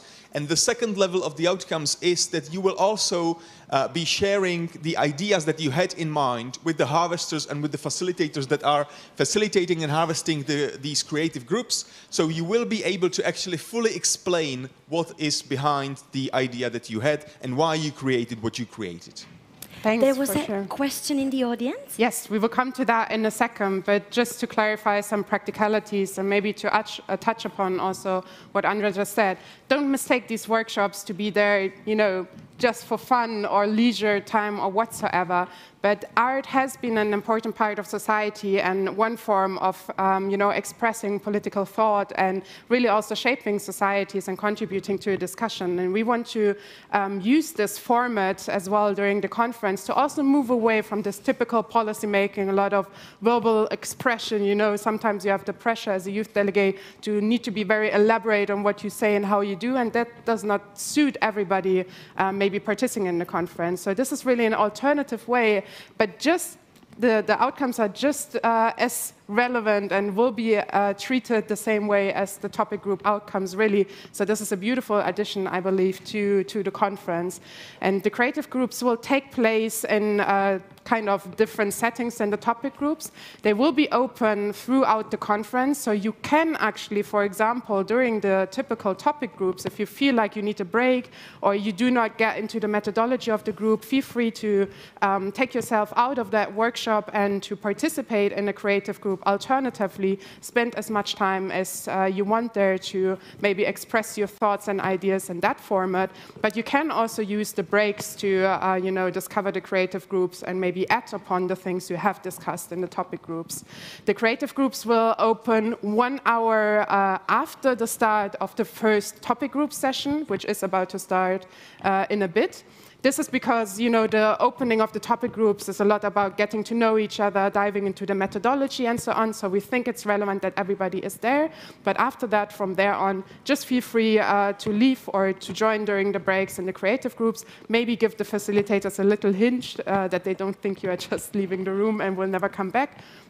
Yes, but we definitely encourage you to be independent there and use that format. And that's not only for the youth delegates, but also for the ministerial representatives and policymakers and experts. LEGO is really for everybody. I think it's like the age span between, 6 years and 99 years. So I think everybody of us should be between that span. So questions, yes, please.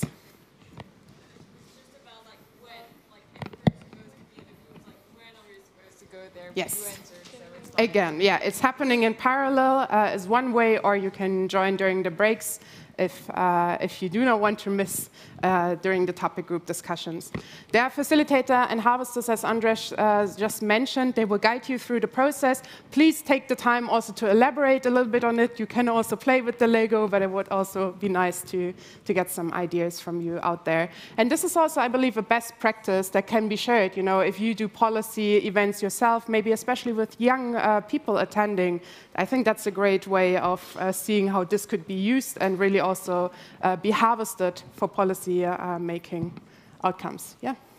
There is also one more aspect that I have not mentioned on the creative groups, and that is that you see that the working groups are actually divided by the subtopic. That is not the case for the creative groups, so especially if you've got ideas that touch upon different topics, such as at the same time it's touching governance and mobility and solidarity. So that is exactly what should be and could be brought in the creative groups, because they are not divided according to subtopics.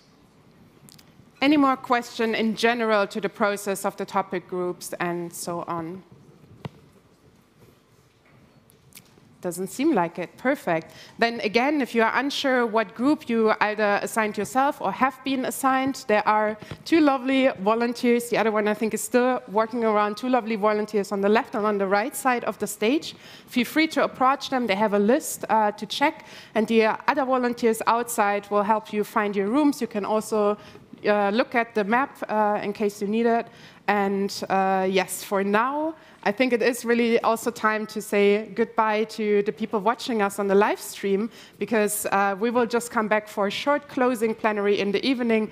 But I think for the main part in the plenary, the job has been done. So thank you for joining us. And maybe rejoin us on Wednesday when we will conclude and present the outcomes of this conference. For the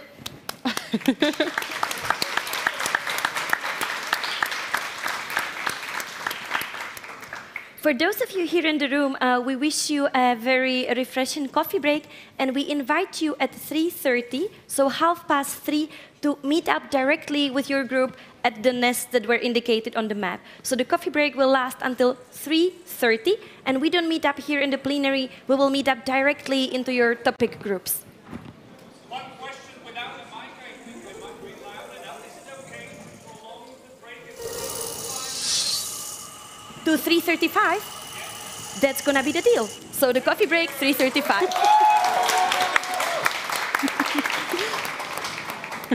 Victory.